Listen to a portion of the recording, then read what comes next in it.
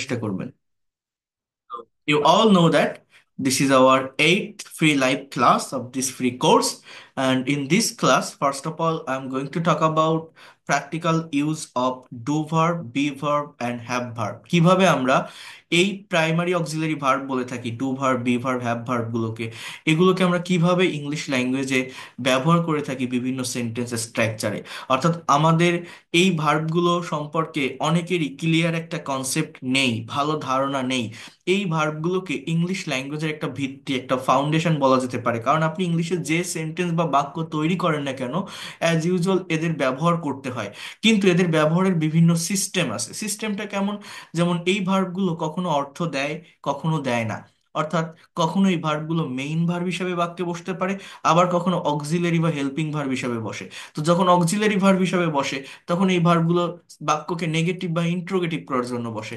আবার যখন main verb হিসেবে বসে, সেই মেইন ভার্ব হিসাবে অন্যান্য প্রিন্সিপাল বা ফাইনাইট ভার্বের মতো এই ভার্বগুলোর বিভিন্ন ফর্ম আছে। তো এই ভার্বগুলোর ব্যবহার নিয়ে এটা অনেকে জানেও না যে এদের সম্পর্কে আমার একটা কনফিউশন আছে, বা এই ভার্বগুলোর ব্যবহার আমি ভালোভাবে জানি না, এইটাই অনেকে জানে না। কি এইটা লাস্ট পর্যন্ত আপনি থাকবেন আজকের এই ক্লাসটাতে, আপনি দেখবেন যে এটা একদমই বেসিক একটা থিংস, খুবই বেসিক একটা গ্রামার, বাট এই টপিকটা সম্পর্কে আপনি কতগুলো ইনফরমেশন পান, কতগুলো ধারণা পান, এবং আপনি বুঝতে পারবেন যে এই জায়গাটা আমার সত্যি অজানা ছিল। এবং এই কনফিউশনটা আজকে ক্লিয়ার করতে পেরে আমি আমার ইংলিশে কথা বলার এই কনফিডেন্টটা আরো এক ধাপে বাড়িয়ে নিয়ে যেতে পারবো, এটা আপনার মনে হবে। তো আগে আমি এই বিষয়গুলো আপনাদেরকে দেখাবো। এইটা দেখানোর পর যেটা নিয়ে কথা বলবো সেটা হচ্ছে প্যাসেজ রিডিং নিয়ে কথা বলবো। আমি এইমাত্র আমার অন্য একটা ব্যাচের স্টুডেন্টসদেরকে প্যাসেজ পড়াচ্ছিলাম। এখানে কোন প্যাসেজটা যেন দেখাচ্ছিলাম, স্ট্রিট অ্যাক্সিডেন্ট নাকি একটা। তো ইংলিশে কিভাবে আপনার সার্টেন টপিকের উপর স্পিকিং করতে পারেন বা প্রেজেন্টেশন দিতে পারেন, এই বিষয়গুলো আমি দেখাবো। আর একটা হচ্ছে কনভারসেশন প্র্যাকটিস করাবো একটা। তো আগে এটা নিয়ে কথা বলি, সবাই একটু মনোযোগ দিয়ে দেখবেন, লাস্ট পর্যন্ত থাকবেন, আশা করি আপনার সময়টা বৃথা যাবে না, অনেক ভালোভাবেই নিতে পারবেন। তো দেখেন, আহ আমরা জানি ভার্ব হচ্ছে একটা সেন্টেন্স এর হার্টবিট, প্রাণ। ভার্ব ছাড়া আমরা কোনো সেন্টেন্স তৈরি করতে পারি না। সমস্ত ভার্বের মধ্যে একটা গুরুত্বপূর্ণ ভার্ব হচ্ছে এই বি ভার্ব, যে ভার্বটি অনেক ফর্মে, অনেক নামে, বিভিন্নভাবে একটা সেন্টেন্স বা বাক্যে ব্যবহৃত হয়ে থাকে। কথাগুলো একটু মনোযোগ দিয়ে বুঝবেন। এখানে বলছে বি এর অর্থ হচ্ছে হওয়া, থাকা, বা কোনো কিছুর অবস্থান বোঝানো। বি এর দুইটা মিনিং, একটা হচ্ছে হওয়া আর একটা হচ্ছে থাকা। এটা কিভাবে বুঝবো আমি সেখানে আসতেছি, জাস্ট আরেকটু আমি সামনের দিকে যাই। এখানে একটু দেখেন, ট্রাই টু আন্ডারস্ট্যান্ড হিয়ার, বোঝার চেষ্টা করবেন ভালোভাবে এই জায়গাটা। এখানে বলছে বি নিজেই একটা মেইন ভার্ব, আবার ব্যবহারের উপর ভিত্তি করে এটি অনেকগুলো ফর্মে ব্যবহৃত হয়ে থাকে। যেমন প্রেজেন্ট ফর্মে অ্যামিজার, এই বি ভার্বের প্রেজেন্ট ফর্ম হচ্ছে am is are. Past form ওয়াজয়ার, past participle বিন, প্রেজেন্ট পার্টিসিপল বিং। এই বিষয়গুলো মূলত কি এটা আমি বুঝিয়ে দিচ্ছি, জাস্ট একটু ওয়েট করেন।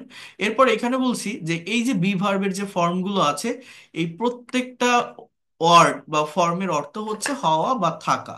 এখন টেন্সের পরিবর্তনের উপর নির্ভর করে বি ভার্বের বিভিন্ন ফর্ম এক একটা বাক্যে বসে থাকে। এবার দেখেন আরেকটা বিষয়, প্রেজেন্ট টেন্সের ভিতর এই বি ভার্বের ব্যবহারটা কোথায় হয়? প্রেজেন্ট টেন্সের ভিতর মূলত বি ভার্বের প্রেজেন্ট ফর্মটা বসে, অর্থাৎ অ্যাম ইজ আর। কিন্তু এটা আপনাকে মনে রাখতে হবে, আমরা অনেকেই মনে করি যে অ্যাম ইজ আর শুধুমাত্র প্রেজেন্ট কন্টিনিউয়াস টেন্সে বসে, বাট না। অ্যাম ইজ আর প্রেজেন্ট টেন্সের ভিতর প্রেজেন্ট ইনডিফিনিট এবং কন্টিনিউয়াস টেন্সে ব্যবহৃত হয়। প্রেজেন্ট ইনডিফিনিট টেন্স এটা নিজেই মেইন ভার্ব বা প্রিন্সিপাল ভার্ব হিসাবে বসে, এবং প্রেজেন্ট কন্টিনিউয়াস টেন্সে এটা অন্য কোনো মেইন ভার্বের পূর্বে অক্সিলারি বা হেল্পিং ভার্ব হিসেবে বসে সেন্টেন্স বা বাক্য গঠনে সাহায্য করে। এখন এই বিষয়গুলো মূলত কেমন আমি একটু আলাদা করে ব্ল্যাঙ্ক একটা পেজে দেখাই, তাহলে আপনাদের বুঝতে সুবিধা হবে। এখান থেকে স্লাইড থেকে দেখাতে গেলে অনেক সময় লাগবে এবং আপনারাও সহজে এটা নিতে পারবেন না বা বুঝতে পারবেন না। আমি একটু এই বিষয়গুলোকে আলাদা করে নিয়ে দেখাই। তো সবাই একটু মনোযোগ দিয়ে দেখবেন, নেওয়ার চেষ্টা করবেন। আমি এগুলো একটু কেটে দেই।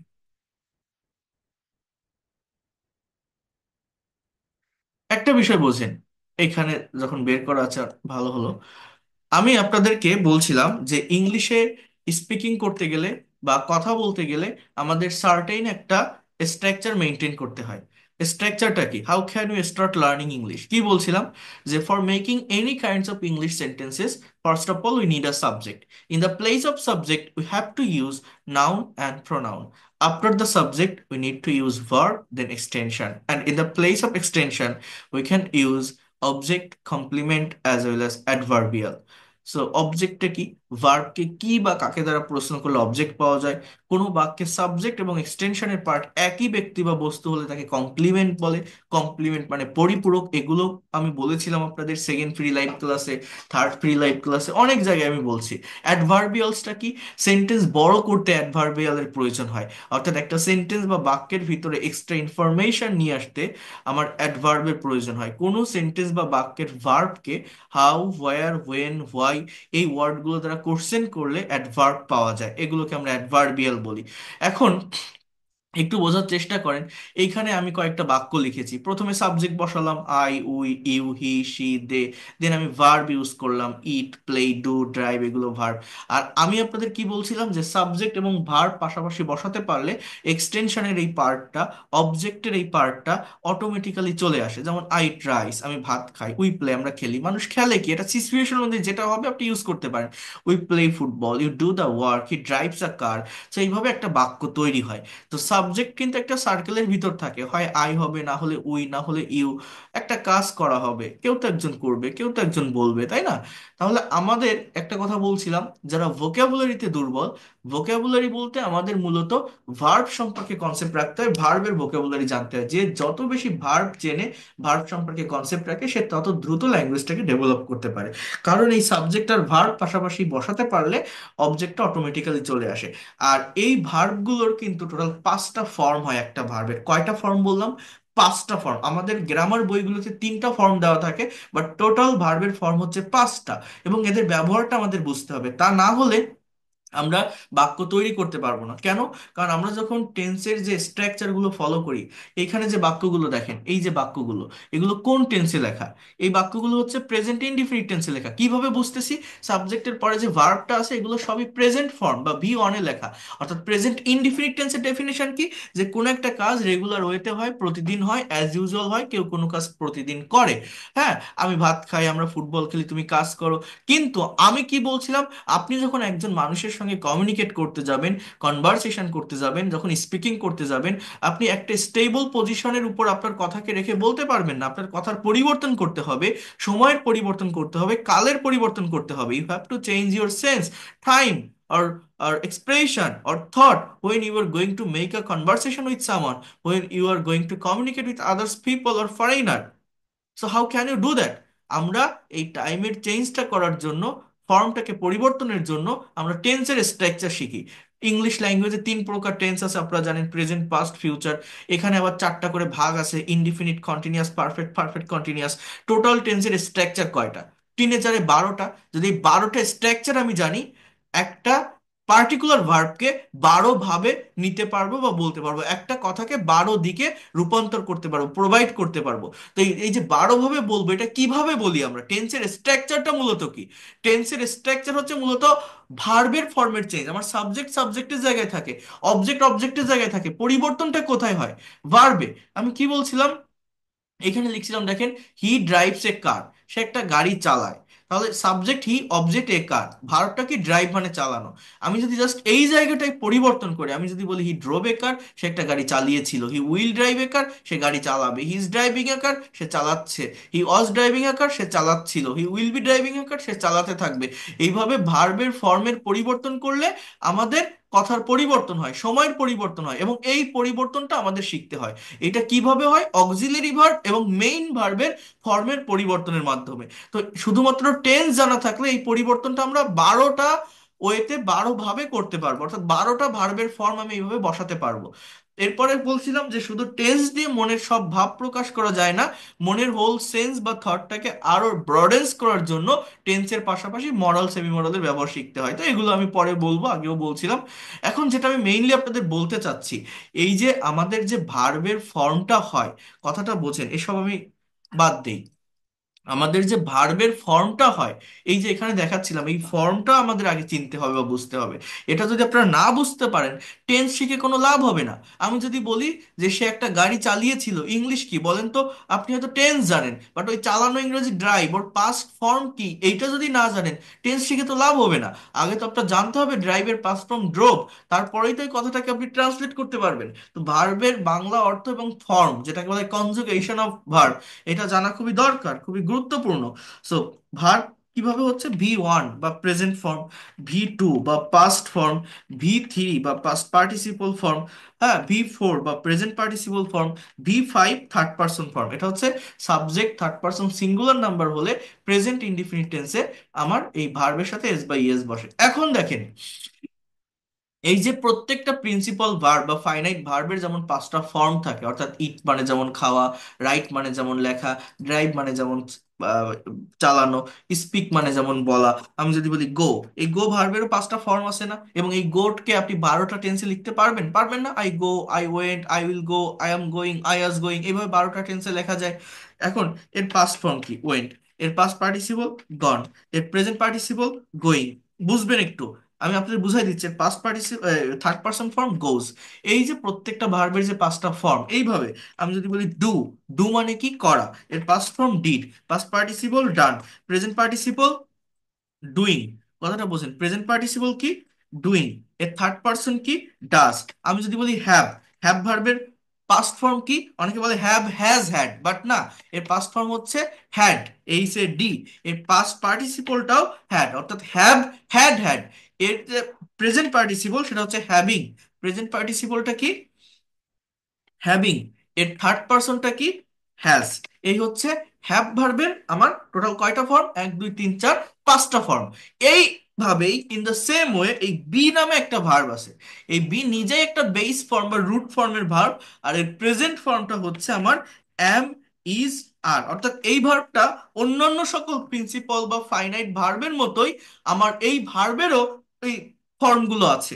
এর পাস্ট ফর্ম হচ্ছে ওয়াজ, ওয়ার। এর পাস্ট পার্টিসিপল হচ্ছে বিন, বি ডাবল ই এন। এর প্রেজেন্ট পার্টিসিপল হচ্ছে বিং।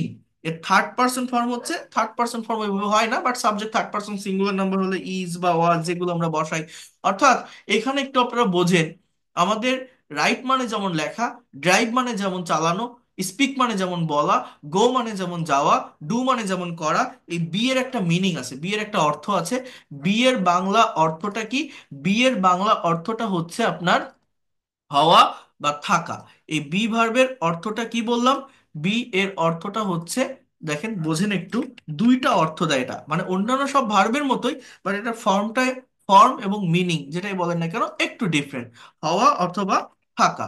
এই হচ্ছে বি ভার্বের আমার কয়টা ফর্ম? বি ভার্বের যে পাঁচটা ফর্ম আছে, সেই ফর্মগুলো আমি এখানে লিখলাম। এখন বোঝেন, এই যে বি এর অর্থ বলছে হওয়া বা থাকা, এটা কখন হয়? যদি এক্সটেনশনে পার্সন বা নাউন থাকে তাহলে বি এর মানে থাকা, হওয়া। আর যদি প্লেস বা জায়গা থাকে, অ্যাডভার্ব থাকে, তাহলে বি এর মানে থাকা। এগুলো আমি বুঝাচ্ছি আপনাদের, বলতেছি, জাস্ট একটু ওয়েট করেন। এখন দেখেন, এই যে ইট মানে খাওয়া বা গো মানে যাওয়া, কথাটা বোঝেন। আমি যদি বলি যে আই গো, আমি যাই। কোথায় যাই? I go to school. বা আমি যদি বলি আই ইট, আমি খাই। কি খাই? আই ইট রাইস, আমি ভাত খাই। এটা আমার একটা কমপ্লিট সেন্টেন্স না? পাস্ট প্রেজেন্ট ইনডিফিনিট টেন্সে। আমি যদি বলি যে আমি ভাত খেয়েছিলাম, একটু বোঝেন, এখানে অনেকগুলো বিষয় আছে বোঝার, আমি বলছি, এক এক করে বলছি। আমি যদি বলি আমি ভাত খেয়েছিলাম, তাহলে কি হবে? I ate rice. আমি যদি বলি আমি ভাত খাবো, আই উইল ইট রাইস। আমি যদি বলি আমি ভাত খাইতেছি, আই অ্যাম ইটিং রাইস। এরকম হয় না? তো ইন দ্য সেম ওয়ে এই জায়গাটাতে আপনি যদি বলেন I be, I be, be মানে হওয়া বা থাকে, এর মানে হচ্ছে আমি হই বা আমি থাকি। আমি হই বা আমি থাকি। এখন আপনি বলেন আই বি আ ডক্টর, আমি হই একজন ডক্টর। আবার এই জায়গাটাতে আপনি যদি বলেন আই বি প্লেস, যে কোনো জায়গার আগে অ্যাট বা ইন প্রেপোজিশন বসে, তুলনামূলক ছোট জায়গার আগে অ্যাট, বড় জায়গার আগে ইন। আপনি যদি বলেন আই বি ইন ঢাকা, এর বাংলা অর্থ হচ্ছে আমি ঢাকায় থাকি। এখন এই বিটা হচ্ছে বেস ফর্ম বা রুট ফর্ম, অর্থাৎ বেস ফর্ম এবং প্রেজেন্ট ফর্মটা এখানে কিন্তু ডিফারেন্ট। বি এর প্রেজেন্ট ফর্ম হচ্ছে অ্যাম ইজার, এই জন্য আমরা এখানে বি বসাই না, আমরা অ্যাম ইজার বসাই, যে আই অ্যাম আ ডক্টর। এর মানে হচ্ছে আমি হই একজন ডাক্তার।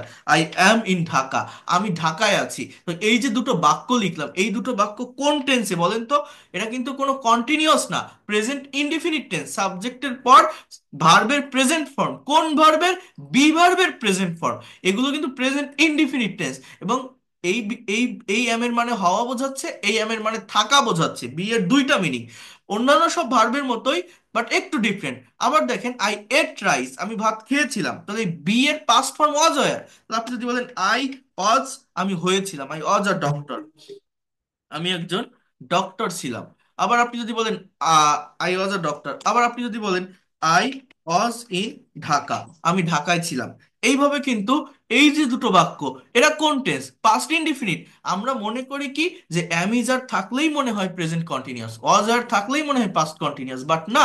এইখানে অ্যামটাই মেইন ভার্ব, এইটা ছাড়া আর কোনো ভার্ব নেই, এবং এর নিজস্ব একটা অর্থ আছে।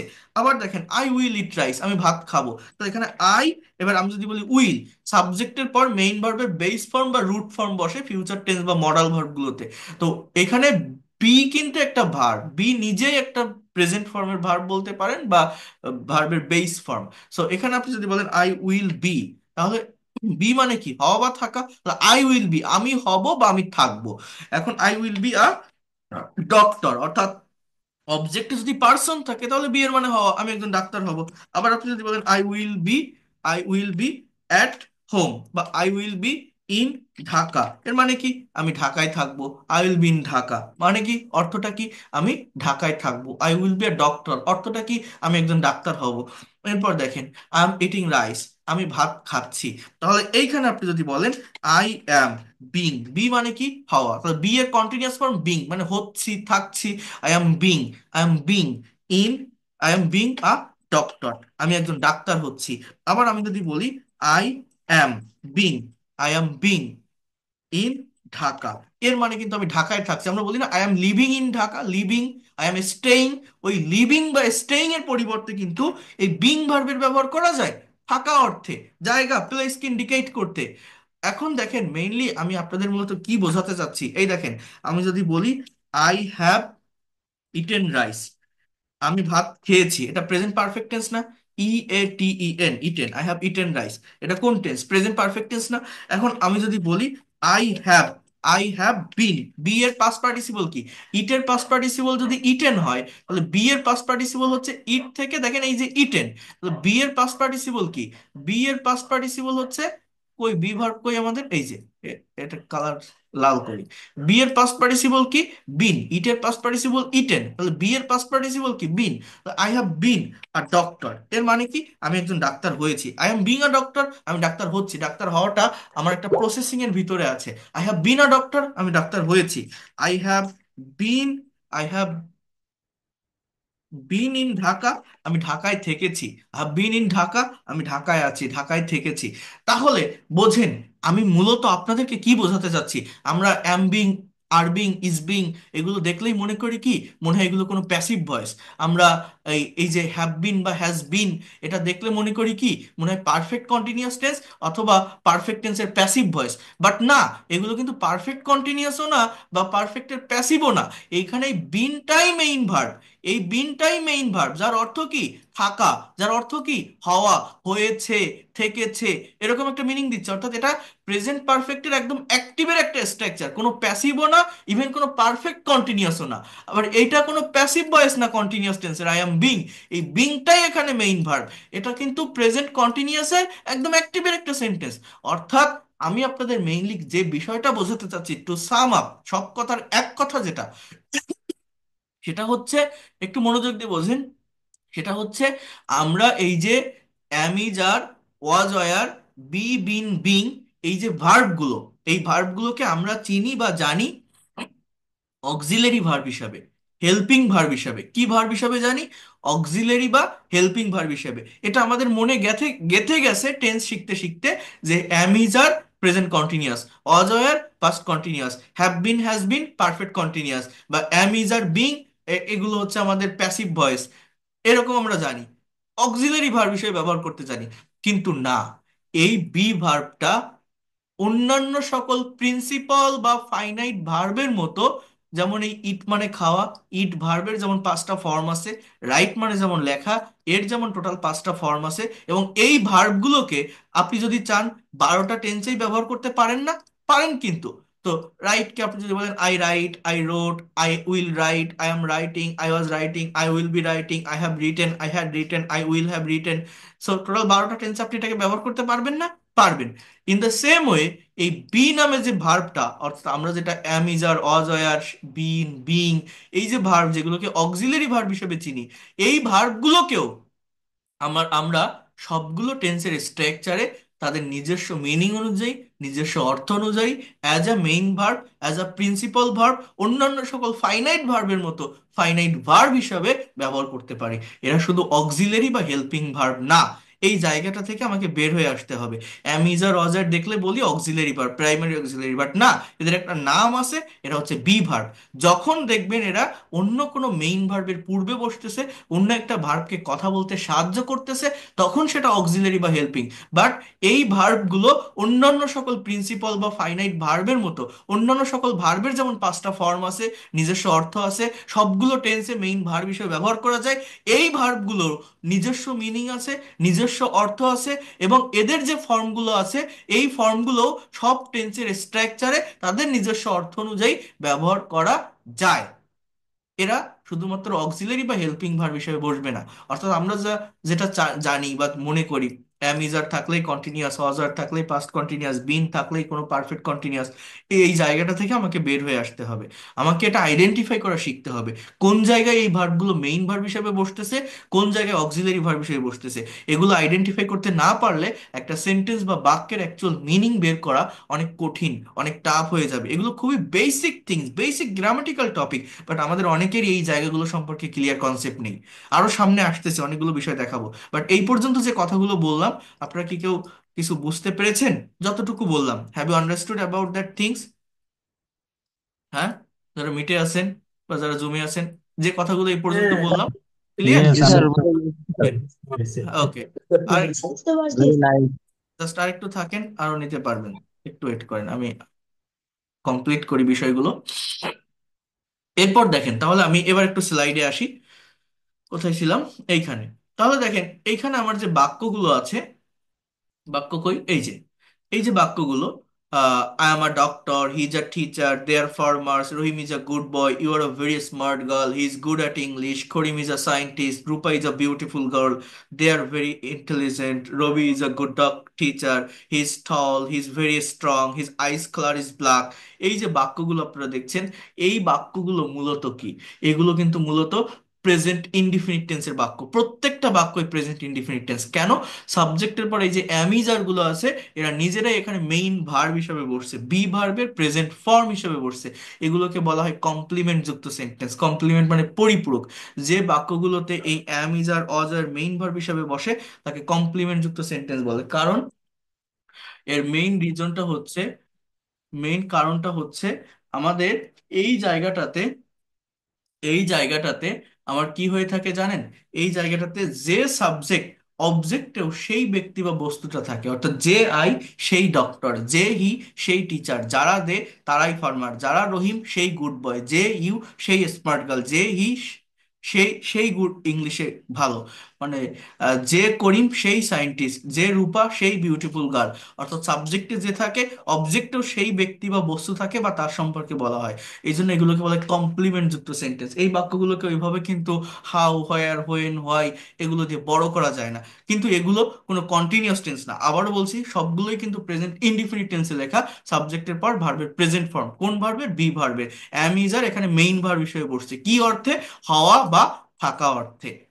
এগুলো যখন নেগেটিভ ইন্টারোগেটিভ করবেন, ওইভাবেই জাস্ট এগুলোর সাথে নট বসায় করতে পারবেন, যে হি is a student, he is not a student, is Rahim a student, isn't Rahim a student. এভাবে এগুলো করতে পারবেন, আমি পাঠিয়ে দিব। এবার আসি, দেখেন এই বি ভার্ব গুলো যখন প্রেজেন্ট কন্টিনিউয়াস টেন্সে অক্সিলারি বা হেল্পিং ভার্ব হিসেবে বসে, অর্থাৎ যখন এরা অক্সিলারি ভার্ব হিসেবে বসবে, যেমন কন্টিনিউয়াস টেন্সগুলোতে বসে, তখন কিন্তু এই ভার্বগুলো কোনো অর্থ দিবে না। There is no meaning. এই যে বলছি হওয়া বা থাকা, এই ধরনের কোনো অর্থ দিবে না। অর্থটা মূলত এর পরে যে ভার্বটা থাকবে, যেটা মেইন ভার্ব, সেইটাই দিবে। এই ভার্বগুলো তখন কি করে, জাস্ট সেন্টেন্সটা গঠনে সাহায্য করে, ওই টেন্সকে মেনটেন করতে সাহায্য করে, এবং একটা বাক্যকে নেগেটিভ বা ইন্ট্রোগেটিভ করার জন্য এই ভার্বগুলোর ব্যবহার হয়। অর্থাৎ আমরা যে বলছি যে বি ভার্বের মানে কি, অ্যামিজ আর ওয়াজ এর মানে কি, হওয়া বা থাকা, সেই অর্থটা এখানে দিবে না। কোন জায়গায়? যখন সেটা অন্য একটা মেইন ভার্ব, অন্য একটা প্রিন্সিপাল ভার্বের পূর্বে বসবে, অক্সিলারি ভার্ব হিসেবে যখন বসবে। যেমন he is playing football, there is no meaning of is, just you have to say that he is playing football, সে ফুটবল খেলছে, প্লে মানে খেলা, এই শব্দটারই অর্থ আসতেছে, এই ইজের কোনো অর্থ এখানে আসবে না। They R drawing a picture, তারা একটা ছবি আঁকছে। করিম ইজ ওয়ার্কিং একটা কোম্পানি, করিম একটা কোম্পানিতে কাজ করছে। I am doing my homework, she is going to the market, you are writing a letter. So এখানে playing, drawing, working, doing, going, writing, those are the main verb. আর এই main ভার্বগুলোই মূলত অর্থ দিচ্ছে। তাহলে এই যে অ্যাম ইজ আর, এগুলো এখানে অক্সিলারি বা হেল্পিং ভার্ব হিসেবে বসতেছে, এদের কোনো অর্থ নেই। বাট এরা কি করে, নেগেটিভ বা ইন্ট্রোগেটিভ করার জন্য ব্যবহৃত হয়। যেমন ইউ আর ইটিং রাইস, তুমি ভাত খাচ্ছ, নেগেটিভ কি, you are not eating rice. Just auxiliary ভার্বের সাথে নট বসালেই যে কোনো সেন্টেন্স বা বাক্যকে নেগেটিভ করা যায়। আর ইউ ইটিং রাইস, তুমি কি ভাত খাচ্ছ। আরএন্ট ইউ ইটিং রাইস, তুমি কি ভাত খাচ্ছ না। দে আর প্লেইং ফুটবল, তারা ফুটবল খেলছে। দে আর নট প্লেইং ফুটবল, তারা ফুটবল খেলছে না। আর দে প্লেইং ফুটবল, তারা কি ফুটবল খেলছে। আর দে প্লেইং ফুটবল, তারা কি ফুটবল খেলছে। Aren't they playing football, aren't they playing football, তারা কি ফুটবল খেলছে না, তারা কি ফুটবল খেলছে না।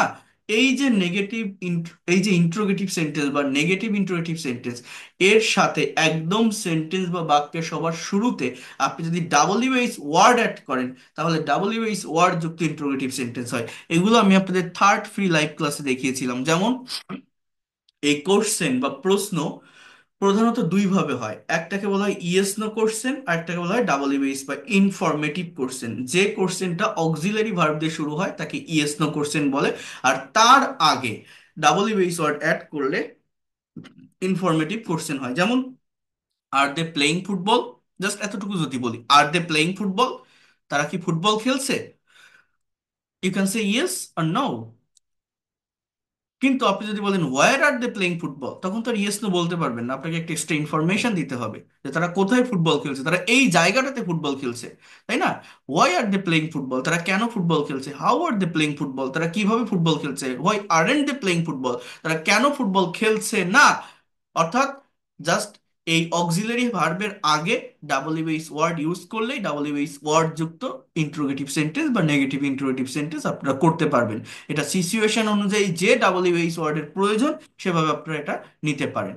তাহলে দেখেন, একটা সেন্টেন্স বা বাক্যকে কতভাবে মডিফাই করা যায়, কতভাবে সেটাকে ভাঙা যায়। এটা যে যত বেশি এক্সপ্লেইন করতে পারবেন বা ভাঙতে পারবেন, সে তত দ্রুত ফ্লুয়েন্সিটা নিয়ে আসতে পারবেন। কারণ এইটা দরকার। আমরা ইনস্ট্যান্ট স্পিকিং করতে পারি না এই প্র্যাকটিসগুলোর অভাবে। এই প্র্যাকটিসগুলো ভালোভাবে করি না বলে আমরা ইনস্ট্যান্টলি ইংলিশে স্পিকিং করতে পারি না। আমি যখনই একটা কোশ্চেন করতে যাচ্ছি, আমি যদি আপনাকে বলি বলেন তো সে কেন গাড়িটা চালাচ্ছে না, এটার ইংলিশ কি, আপনি বলতে পারবেন না সাথে সাথে। কি বললাম, সে কেন গাড়িটা চালাচ্ছে না, এটার ইংলিশ কি, সে কেন গাড়িটা চালাচ্ছে না। এটা বলতে গেলে আপনাকে এইভাবে বলতে হবে যে why isn't he driving a car. আগে ডাব্লিউএইচ ওয়ার্ড, দেন অক্সিলারি ভার্বের সাথে not, then subject, then main ভার্বের সাথে আইএনজি, দেন এ কার। এই যে সেন্টেন্সটা, এইটা যদি আপনার প্র্যাকটিসটা থাকে তাহলে ইনস্ট্যান্টলি বলতে পারবেন। বাট যদি প্র্যাকটিস না করেন, এই ধরনের কথা ডে টু ডে লাইফের কনভারসেশন স্পিকিং এ আমাদের বলার প্রয়োজন হয়, আসে, কিন্তু আপনি কিভাবে বলবেন। আপনি টেন্স শিখছেন, টেন্স অনুযায়ী ওই একটা সেন্টেন্সে শিখে রাখছেন যে he is driving a car, সে একটা গাড়ি চালায় বা সে গাড়ি চালাইতেছে। কিন্তু এটাকে যদি আমি না ভাঙতে পারি, অ্যানালাইসিস না করতে পারি, এই সেন্টেন্সগুলোকে আমি যদি ট্রান্সফর্ম না করতে পারি একটা থেকে আরেকটাতে, তাহলে আমি দ্রুত ফ্লুয়েন্সি নিয়ে আসতে পারবো না, স্পিকিংটা আমার হবে না। এই জন্য এটা করতে হয়। আমার প্রত্যেকটা স্টুডেন্টদেরকে আমি এইভাবে প্র্যাকটিসগুলো করাই। যেমন দেখেন, বোঝার চেষ্টা করেন, হয়ে গেল।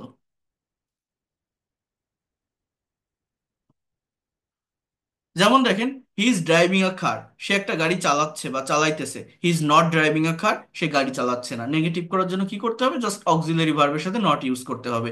Is he driving a car, সে কি একটা গাড়ি চালাচ্ছে? Isn't he driving a car, সে কি একটা গাড়ি চালাচ্ছে না বা চালাইতেছে না? Why is he driving a car, সে কেন একটা গাড়ি চালাচ্ছে? Where is he driving a car, সে কোথায় একটা গাড়ি চালাচ্ছে? How is he driving a car, সে কিভাবে একটা গাড়ি চালাচ্ছে? Why isn't he driving a car, সে কেন একটা গাড়ি চালাচ্ছে না? When isn't he driving a car, সে কখন গাড়িটা চালাচ্ছে না? Where isn't he driving a car, সে কোথায় গাড়িটা চালাচ্ছে না?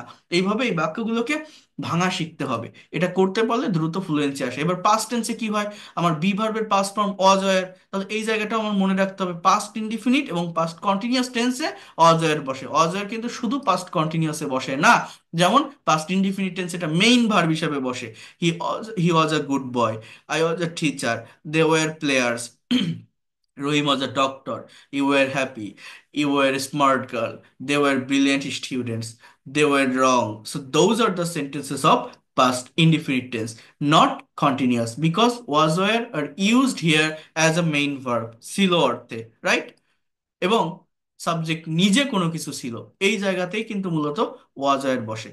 ফিউচার টেন্সে কি হয়? আমার বি, এটা হচ্ছে বেস ফর্মের ভার্ব। আমার মেইন ভার্বটা কি? মূলত এগুলো কি ভার্ব? Be verb. তো ফিউচার টেন্সে কিন্তু আমার শ্যাল বা উইল এদের পরে মেইন ভার্বের বেস ফর্ম বা রুট ফর্মটা বসে। তাহলে এখানে দেখেন, আমি যদি বলি বি মানে হওয়া বা থাকা, তাহলে এর আগে আমি উইল বা শ্যাল যদি বসাই, I will be a doctor, তাহলে অবজেক্টে মানে এক্সটেনশনের এই জায়গায় যদি পার্সন থাকে, তাহলে বি এর মানে কি? তাহলে বি এর মানে হচ্ছে হবে আমাদের হওয়া। যদি প্লেস থাকে, বি এর মানে থাকা। তাহলে আমি যদি বলি যে I will be a doctor, আমি একজন ডাক্তার হব। He will be a teacher, সে একজন শিক্ষক হবে। ইট উইল বি ডেঞ্জারাস, এটা বিপজ্জনক হবে। দে উইল বি ফুটবলার, তারা ফুটবলার হবে। এইভাবে আপনি এই বাক্যগুলোকে করতে পারবেন। যখন আপনি এগুলোকে নেগেটিভ করবেন, জাস্ট উইল নট, এটাকে সংক্ষেপে বা কন্ট্রাস্টে ওন্ট বলা যায়। এই অক্সিলারি ভার্বের সাথে নট বসালেই বাক্যগুলো নেগেটিভ হবে। তো এখানে আমার কি হবে? বি ভার্বের বেস ফর্ম বা রুট ফর্মটা বসতেছে, তাই না? I won't be a doctor, আমি একজন ডাক্তার হব না। He won't be a teacher, সে শিক্ষক হবে না। They won't be a footballer, তারা ফুটবলার হবে না।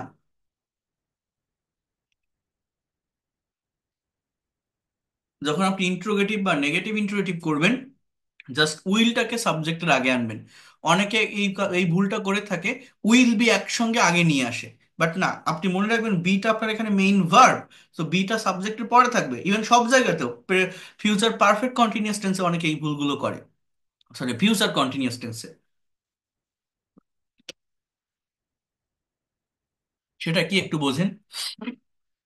আমি যদি ইন্ট্রোগেটিভ করি, দেখেন, will he be a doctor, সে কি একজন ডাক্তার হবে? উইল দে বি ফুটবলার, তারা কি ফুটবলার হবে? Will you be a teacher, তুমি কি একজন শিক্ষক হবে? আহ, যখন আপনি ইন্টারোগেটিভ নেগেটিভ ইন্টারোগেটিভ করছেন, তখন বাক্যটা কেমন হচ্ছে? যে won't he be a doctor, সে কি ডাক্তার হবে না? ওন্ট দে বি ফুটবলার, তারা কি ফুটবলার হবে না? Won't you be a footballer, তুমি কি একজন ফুটবলার হবে না? তো এইভাবে এই বিষয়গুলো দেখতে হবে। আবার ফিউচার কন্টিনিউয়াস টেন্সেও কিন্তু শ্যাল বি বা উইল বি এর ব্যবহার হয়। ফিউচার ইনডিফিনিট টেন্সে আমরা মনে করি শ্যাল বি বা উইল বি শুধুমাত্র ফিউচার কন্টিনিউয়াস টেন্সে বসে, বাট না, ইনডিফিনিট টেন্সেও শ্যাল বি বা উইল বি হতে পারে। এইখানে ওই বিটাই কি? মেইন ভার্ব, বিটাই মেইন ভার্ব। কিন্তু এই জায়গাটাতে শ্যাল বি বা উইল বি এর পরে আরেকটা ভার্ব থাকে এবং তার সঙ্গে আইএনজি ইউজ করতে হয়। যেমন I will be eating rice, আমি ভাত খেতে থাকবো। He will be driving a car, সে গাড়ি চালাতে থাকবে। They will be playing football, তারা ফুটবল খেলতে থাকবে। You will be doing this work, তুমি এই কাজটা করতে থাকবে। Ruma will be drawing a picture, Ruma ছবি আঁকতে থাকবে। Karim will be going to Dhaka, Karim ঢাকায় যেতে থাকবে। এইভাবে এই বাক্যগুলো আমার হয়ে থাকে। এরপরে দেখেন, যখন আপনি নেগেটিভ করবেন, I won't be eating rice মানে I will not be eating rice, আমি ভাত খেতে থাকবো না। He won't be driving a car, সে একটা গাড়ি চালাতে থাকবে না। They won't be playing football, তারা ফুটবল খেলতে থাকবে না। Will I be eating rice, দেখেন কোশ্চেনটা কিভাবে হচ্ছে, আগে উইল, দেন আই, দেন বিটা সাবজেক্টের পরে, দেন মেইন ভার্বের সাথে এই যে আইএনজি। অর্থাৎ will he be driving a car, সে কি গাড়িটা চালাতে থাকবে? Will they be playing football, তারা কি ফুটবল খেলতে থাকবে? বাংলাটা বুঝবেন, তারা কি ফুটবল খেলতে থাকবে? Will Ruma be drawing a picture, Ruma কি ছবি আঁকতে থাকবে? Won't I be eating rice, আমি কি ভাত খেতে থাকবো না? Won't he be driving a car? সে কি গাড়ি চালাতে থাকবে না? Won't they be playing football? তারা কি ফুটবল খেলতে থাকবে না? এই বিষয়গুলো এখানে আসবে। তো সব কথার এক কথা কি বললাম, আমি মেইন কথাটা কি বললাম? আমার এই যে অ্যাম ইজ আর অজয়ার বা বিন বিং, এগুলোকে আমরা মনে করতাম অক্সিলারি বা হেল্পিং ভার্ব, বাট না, এরা অক্সিলারি ভার্ব হিসাবে বসে ঠিক আছে, বাট এদের নিজস্ব মিনিং আছে অন্যান্য প্রিন্সিপাল ভার্বগুলোর মতো, এবং এরাও অ্যাজ আ মেইন ভার্ব আমাদের সব টেন্সে বসতে পারে। He has been in America, সে আমেরিকাতে থেকেছে। এই বিনটা কি? বিনটা এখানে মেইন ভার্ব, এটা কোনো পারফেক্ট কন্টিনিউয়াসও না বা কোনো প্যাসিভ ভয়েসও না, প্রেজেন্ট পারফেক্টের অ্যাক্টিভের একটা সেন্টেন্স, বি ভার্বের পাস্ট পার্টিসিপল বিন থাকা অর্থে এখানে বসছে। তো জাস্ট এই জিনিসটা আগে একটু আপনারা মনে রাখেন, তারপর বাকি বিষয়গুলো দেখাচ্ছি। আমি এখন একটু ডু ভার্বের কাছে আসবো, আবার এখানে আসবো, বাট একটার সাথে আরেকটাকে কম্পেয়ার করতে হবে। আমি একটু ডু ভার্বের কাছে যদি আসি, এইবার এই জায়গাটাতে একটু মনোযোগ দেওয়ার চেষ্টা করবেন সবাই, ভালোভাবে একটু এই জায়গাটাকে নেওয়ার চেষ্টা করেন। ডু ভার্ব, হ্যাঁ, দেখেন কি বলছে। Uses of do, does and did, হ্যার ইউ ক্যান সি।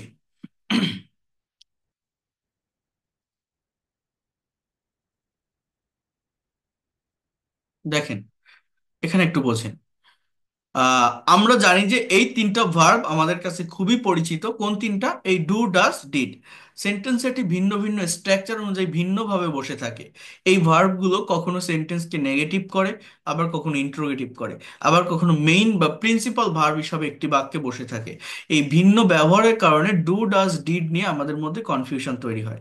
এখন দেখেন, ডু এর বাংলা অর্থটা কি আমরা কি জানি? অ্যাজ ইউজুয়াল, ইন জেনারেলি আমরা জানি যে ডু মানে করা। কথাটা বুঝবেন। এই ভার্বের যে তিনটা ফর্ম আছে, ডু, ডিড অ্যান্ড ডান, এই তিনটা ফর্ম, টোটাল পাঁচটা ফর্ম। এর এর এর past, do present form, did past form, done past participle. Present participle কি? ডুইং। থার্ড পারসন কি? ডাজ, তাই না? এখন আই ডু মাই ওয়ার্ক, আমি আমার কাজ করি। আমি যদি বলি সে তার কাজ করে, he does his work. He did his work, সে তার কাজ করেছিল। He has done his work, সে তার কাজ করেছে।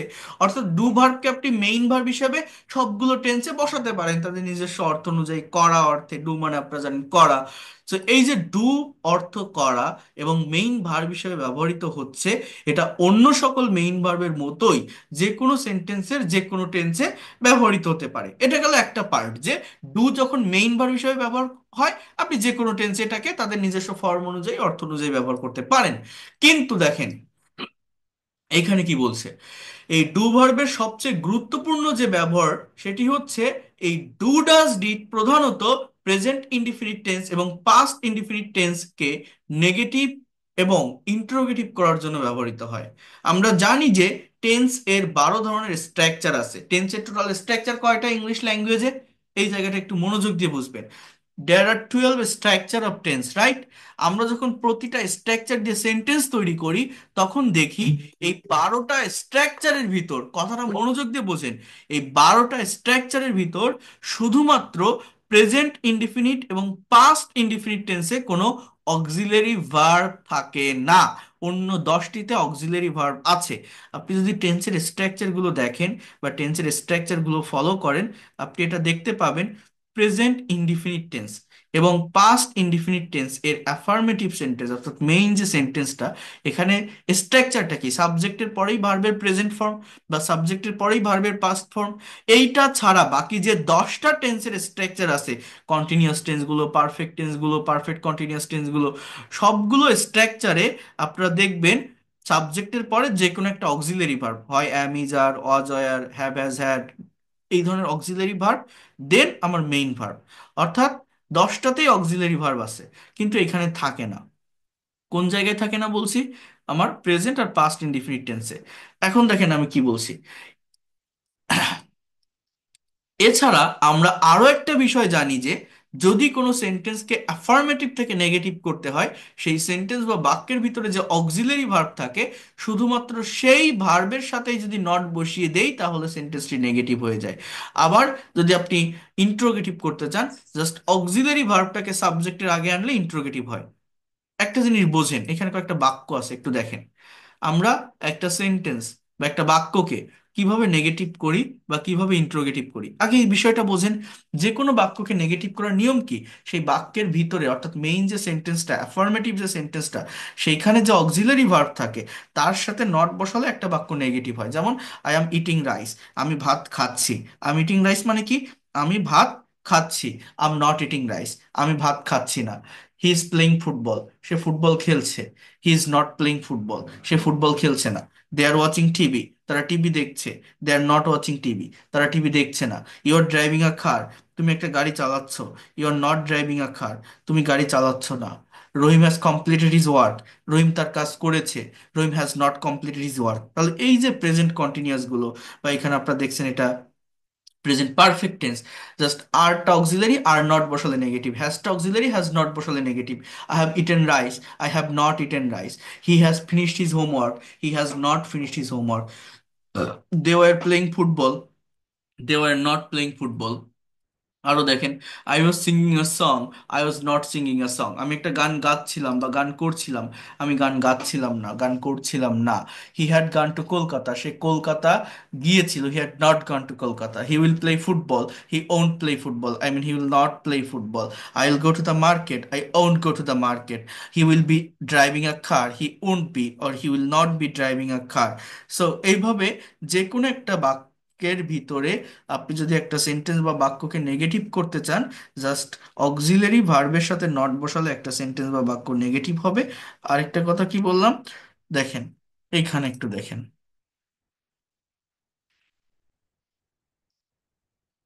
এই দেখেন ইন্টারোগেটিভ কিভাবে করব। আপনি যদি অক্সিলারি ভার্বটাকে সাবজেক্টের আগে নিয়ে আসেন, তাহলে আমরা ইন্টারোগেটিভ সেন্টেন্স করতে পারি। যেমন আই এম ইটিং রাইস, আমি ভাত খাচ্ছি। তো আমি কি ভাত খাচ্ছি, তখন আমার কি হচ্ছে, যে অ্যাম আই ইটিং রাইস, আমি কি ভাত খাচ্ছি। Am I eating rice, he is playing football, সে ফুটবল খেলছে। So is he playing football, সে কি ফুটবল খেলছে। Is he playing football. They are watching TV, তারা টিভি দেখছে। আর দে ওয়াচিং টিভি, তারা কি টিভি দেখছে। Are they watching TV. You are driving a car, তুমি গাড়ি চালাচ্ছ। Are you driving a car, তুমি কি গাড়ি চালাচ্ছ। I have eaten my dinner, have I eaten my dinner. He has finished his homework, has he finished his homework. They were playing football, were they playing football. I was singing a song, was I singing a song. He had gone to Kolkata, had he gone to Kolkata. তো এগুলো সব আমার কি, এগুলো হচ্ছে আমাদের সবই কিসের সেন্টেন্স, ইন্ট্রোগেটিভ সেন্টেন্স। কিভাবে করলাম, অক্সিলারি ভার্বটাকে সাবজেক্টের আগে নিয়ে এসে। কিন্তু দেখেন এইবার যে কথাটা বলছি, এখন আমাদের ভাবতে হবে যে সকল অ্যাফার্মেটিভ সেন্টেন্সগুলোতে অক্সিলারি ভার্ব থাকে না বা হেল্পিং ভার্ব থাকে না, সেগুলোকে আমরা কিভাবে নেগেটিভ বা ইন্ট্রোগেটিভ করতে পারি। জাস্ট এই জিনিসটা কি আমরা বুঝতে পারি বা বোঝার চেষ্টা করছি কখনো, যেগুলোতে অক্সিলারি বা হেল্পিং ভার্ব থাকে না, এগুলোতে আমরা কিভাবে নেগেটিভ বা ইন্টারোগেটিভ করব। আমাদের কোথায় থাকে না, 12টা টেন্সের স্ট্রাকচারের ভিতর 10টাতেই মেইন সেন্টেন্স এবং অ্যাফার্মেটিভ সেন্টেন্স অক্সিলারি ভার্ব থাকে। কিন্তু মনে রাখবেন, প্রেজেন্ট ইনডিফিনিট এবং পাস্ট ইনডিফিনিট টেন্স এর সেন্টেন্স বা বাক্যগুলোতে কোনো অক্সিলারি ভার্ব বা কোনো হেল্পিং ভার্ব থাকে না। তাহলে এগুলো আমরা কিভাবে করব, দেখেন, আই প্লে ফুটবল, আমি ফুটবল খেলি। হি স্যাট ইন দ্য রেস্টুরেন্ট, সে রেস্টুরেন্টে বসেছিল। দে গো টু স্কুল, তারা স্কুলে যায়। হি রাইটস আ লেটার, সে একটা চিঠি লেখে। হি ডিসকাস দ্য ম্যাটার, তারা বিষয়টা আলোচনা করেছিল। আই স্পোক ইন ইংলিশ, আমি ইংরেজি বলেছিলাম। অর্থাৎ সাবজেক্টের পরে ভার্বের প্রেজেন্ট ফর্ম বা ভার্বের কোন ফর্মটা আছে, আমাদের পাস্ট ফর্মটা আছে। তো এখানে আমরা নেগেটিভ বা ইন্টারোগেটিভ করব এই বাক্যগুলোকে, সেটা আমরা কিভাবে করতে পারি এই বিষয়টা আমাদেরকে একটু মনোযোগ দিয়ে দেখতে হবে, বিষয়গুলোকে ভালোভাবে নেওয়ার চেষ্টা করতে হবে। তো দেখেন, যেটা বলছি অ্যাজ ইউজুয়াল, কিভাবে আমরা এটা করতে পারি। এটা করার জন্য আমাদের কিছু বিষয় ফলো করতে হবে, কিছু বিষয় মেনটেন করতে হবে। সেটা হচ্ছে ডু ডাজ ডিডের ব্যবহারটা আমাদের এখানে করতে হয়। যেমন দেখেন, প্রেজেন্ট ইনডিফিনিট টেন্সে ডু বসবে, কিন্তু সাবজেক্ট যদি থার্ড পারসন সিঙ্গুলার নাম্বার থাকে, কি বললাম, সাবজেক্ট কি থাকে, থার্ড পারসন সিঙ্গুলার নাম্বার থাকে, তাহলে আমাদের কিসের ব্যবহার হবে, does. Subject third person singular number হলে ডাস। থার্ড পারসন কোনগুলো, ইংলিশ ল্যাঙ্গুয়েজে 3 প্রকার পারসন আছে। I first person, you second person, বাকি সব থার্ড পারসন। তো থার্ড পারসন সিঙ্গুলার নাম্বার যদি সাবজেক্ট হয় তাহলে ডাস হয়। যেমন দেখেন, বোঝার চেষ্টা করেন, সরি, নেগেটিভ বা ইন্টারোগেটিভ করার ক্ষেত্রে ডাজ হয়। আর মেইন ভার্বের সাথে এস বা ইএস বসে।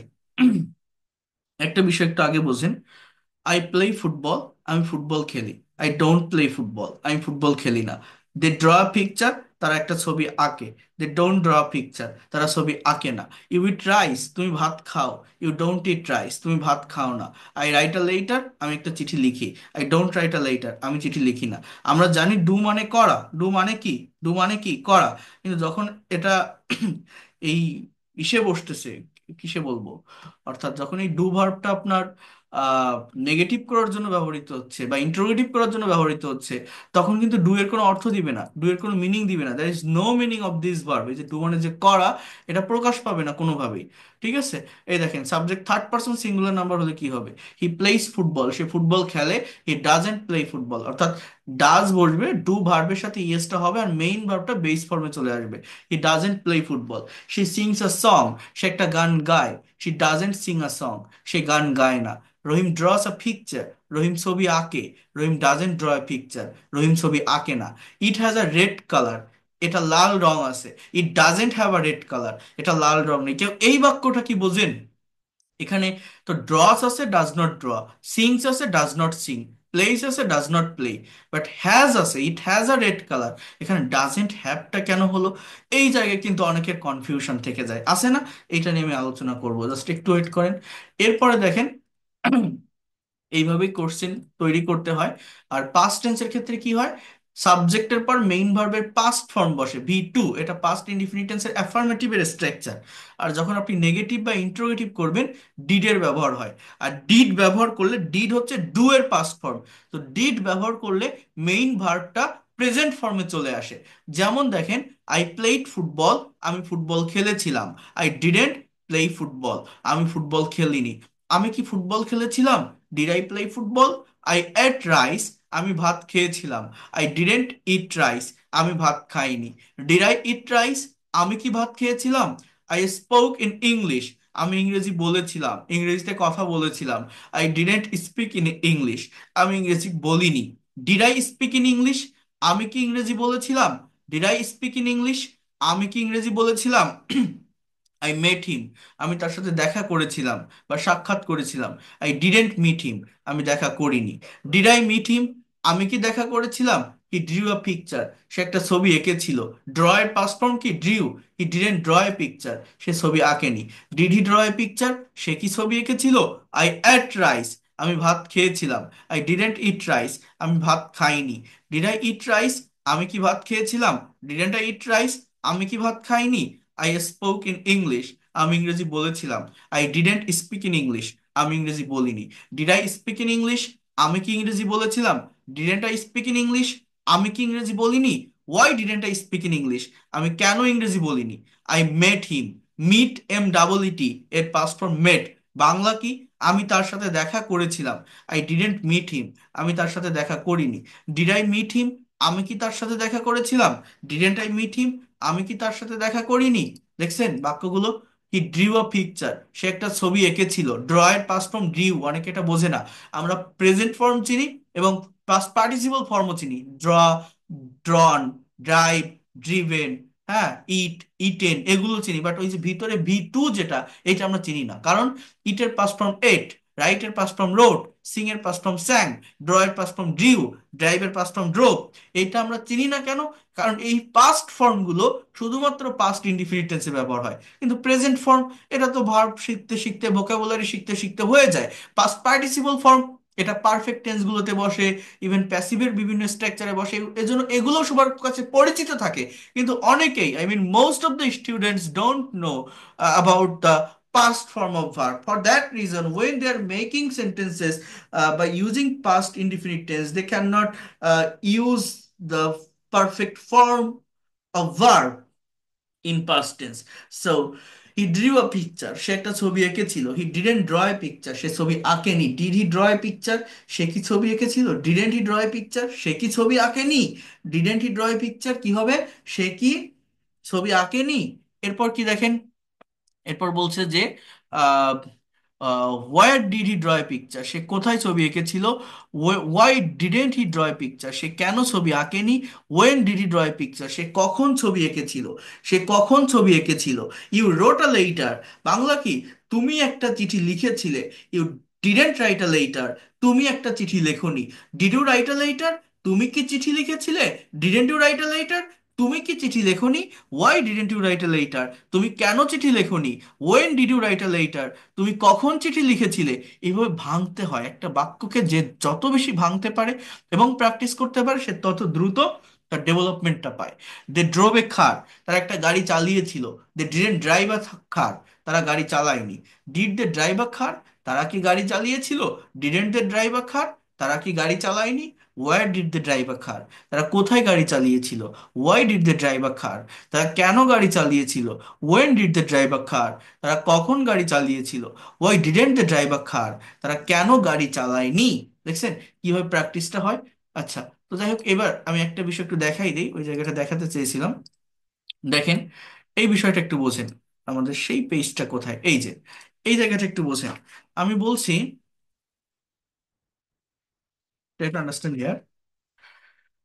মনে করেন আমি যদি বলি আই গো টু স্কুল, ভালোভাবে বুঝবেন এই বাক্যগুলো। কি বলছি, আই গো টু স্কুল, এর বাংলা অর্থ হচ্ছে আমি স্কুলে যাই। কথাটা বুঝবেন, আই গো টু স্কুল, আমি স্কুলে যাই। হ্যাঁ, এখন আমি যদি বলি আমি স্কুলে যাই না, I don't go to school, I don't go to school, কথাটা বুঝবেন কিন্তু। আমি স্কুলে যাই না কি হবে, I don't go to school. আচ্ছা, আমি যদি বলি he goes to school, goes to school, এর বাংলা অর্থ কি, সে স্কুলে যায়। গোস কেন হলো, subject third person singular number থাকার কারণে, তাই না। এখন আমি যদি বলি সে স্কুলে যায় না, তখন আমার ইংলিশটা কি হবে, হি ডাজেন্ট, ডাজ নট বসাই না। আর ডাজ বসালে মেইন ভার্বটা কি হবে, এখানে ডু এর সাথে ইএসটা হয়ে যাচ্ছে। ডাজ বসালে মেইন ভার্বটা প্রেজেন্ট ফর্মে চলে আসবে, he doesn't go to school. এবার বোঝেন, আমি যদি বলি আই হ্যাভ আ কার, আমার একটা গাড়ি আছে। আমরা অনেকে এটা নেগেটিভ করি এইভাবে, যে আই হ্যাভ নট এ কার, আমার গাড়ি নেই। বাট এটা সম্পূর্ণরূপে একটা ভুল সেন্টেন্স, কারণ এই যে আই হ্যাভ আ কার, এখানে এই হ্যাভটা কিন্তু আমাদের main verb, principal verb, finite verb. Have মানে আছে, থাকা অর্থে এটা বসতেছে। তার মানে কি, বি, হ্যাভ ভার্বের এটা প্রেজেন্ট ফর্ম হ্যাভই আছে আমার, তার মানে এটা প্রেজেন্ট ইনডিফিনিট টেন্সের সেন্টেন্স। তো প্রেজেন্ট ইনডিফিনিট টেন্সে এই যে আই গো টু স্কুল, আমি কি এটা নেগেটিভ করার জন্য I go not to school বললাম বা বসালাম, না। তাহলে এখানে আমি হ্যাভ নট কেন বসাবো, আমি যদি এখানে গো নট না বসাই, আমি এইভাবে বসাবো ডু নট দিয়ে, যে I don't have, I I have a car, I don't have a car, আমার গাড়ি আছে, আমার গাড়ি নেই। এই যে হ্যাভ নট আমরা বসাই এটা ঠিক, বাট কখন বসাই জানেন, যখন হ্যাভটা অক্সিলারি বা হেল্পিং ভার্ব হিসেবে বসে। যেমন আমি যদি বলি I have done the work, আমি কাজটা সম্পন্ন করেছি। I have done the work, আমি কাজটা সম্পন্ন করেছি। এখানে হচ্ছে হ্যাভটা অক্সিলারি ভার্ব, ডানটা মেইন ভার্ব, ডু ভার্বের পাস্ট পার্টিসিপল, এটা প্রেজেন্ট পারফেক্ট টেন্সের সেন্টেন্স। এটা আমি যদি বলি যে আমি কাজটা করিনি, I have not done the work, I mean I haven't done the work. কিন্তু ওই যে বাক্যটা আমি লিখলাম, যে আই হ্যাভ আ কার, আমার একটা গাড়ি আছে, এইখানে তো হ্যাভ ছাড়া আর কোনো ভার্ব নেই। হ্যাভ নিজে একটা মেইন ভার্ব, সো আমি হ্যাভ নট কেন দিব। তাহলে আমি যদি বলি যে তার একটা গাড়ি আছে, কথাটা বোঝেন। আমি যদি এরকম একটা বাক্য বলি যে তার একটা গাড়ি আছে, ইংলিশ কি হবে, he has a car, he has a কার। এই হ্যাজটা আমি কেন বসালাম, আমি যদি বলি সে স্কুলে যায়, হি গোস টু স্কুল। দেখেন, subject third person singular number হলে ভার্বের সাথে এস বা ইএস বসে, যেমন ইট থেকে ইটস, রাইট থেকে রাইটস, ড্রাইভ থেকে ড্রাইভস, স্পিক থেকে স্পিক্স, গো থেকে গোজ। এই ফর্মগুলো কখন বসবে, যখন প্রেজেন্ট ইনডিফিনিট টেন্সে সাবজেক্টগুলো থার্ড পারসন সিঙ্গুলার নাম্বার। কিন্তু দেখেন, এই যে হ্যাভ, যে ভার্বটা, হ্যাভ মানে আমরা জানি আছে, কিন্তু এই হ্যাভ ভার্বের যে থার্ড পারসন ফর্ম বা ভি5, এটা কিন্তু এরকম হওয়ার কথা ছিল যে হ্যাভ হ্যাভস, যেমন do does, go goes, speak speaks, drive drives.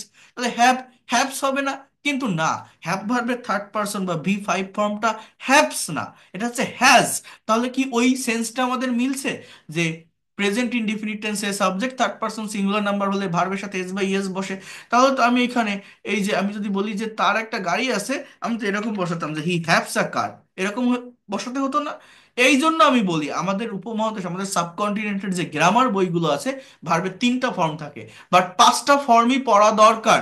কারণ কি, আমার সব জায়গায় সমান হয় না, আমার সব জায়গায় ভার্বের সাথে এস বা ইয়েস না, এখানে তো আমার হ্যাভস না। তাহলে আমি যদি ওই পড়ি, টেন্স যদি পড়ি, যে subject third person singular number হলে প্রেজেন্ট ইনডিফিনিট টেন্সে ভার্বের সাথে এস বা ইয়েস হবে, ওই ভেবে আমি যদি এখানে হ্যাভস বসাই দেই, তাহলে কি আমার এটা হবে?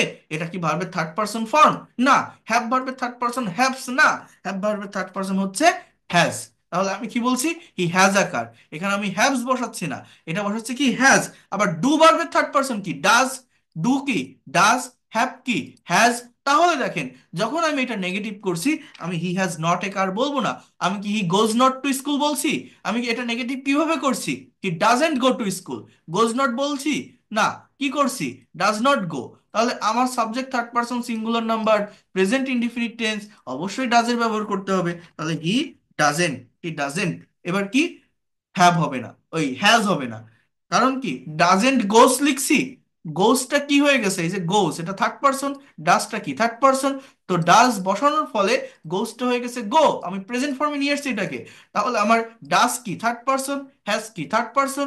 ডাজ যখন আমি বসাচ্ছি, নেগেটিভ হোক বা ইন্টারোগেটিভ হোক, এই হ্যাজ আর থাকবে, গোস যেহেতু নেই, হ্যাজ আর থাকবে, এটা কি হবে? প্রেজেন্ট ফর্মে চলে আসবে। তো হ্যাজ এর প্রেজেন্ট ফর্ম কি? হ্যাভ। তাহলে হি ডাজেন্ট হ্যাভ আ কার। তাহলে ওইখানে যে বাক্যটা ছিল, এবার মনে করে দেখেন, ইট has a red colour, it doesn't have a red colour. এটা কেন হলো? এই হচ্ছে আমার নিয়ম বা সেন্স। এগুলো প্রেজেন্ট ইনডিফিনিট টেন্সের সেন্টেন্স, তো আমি হ্যাভ নট হ্যাজ নট বলবো না। আমি কি গো নট গোজ নট বলি? মেইন ভার্বের সাথে নট কেন বসাবো? আমার অক্সিলারি ভার্ব লাগবে। তো প্রেজেন্ট টেন্সে অক্সিলারি ভার্ব হিসেবে কি আসে? ডু ডাজ আসে।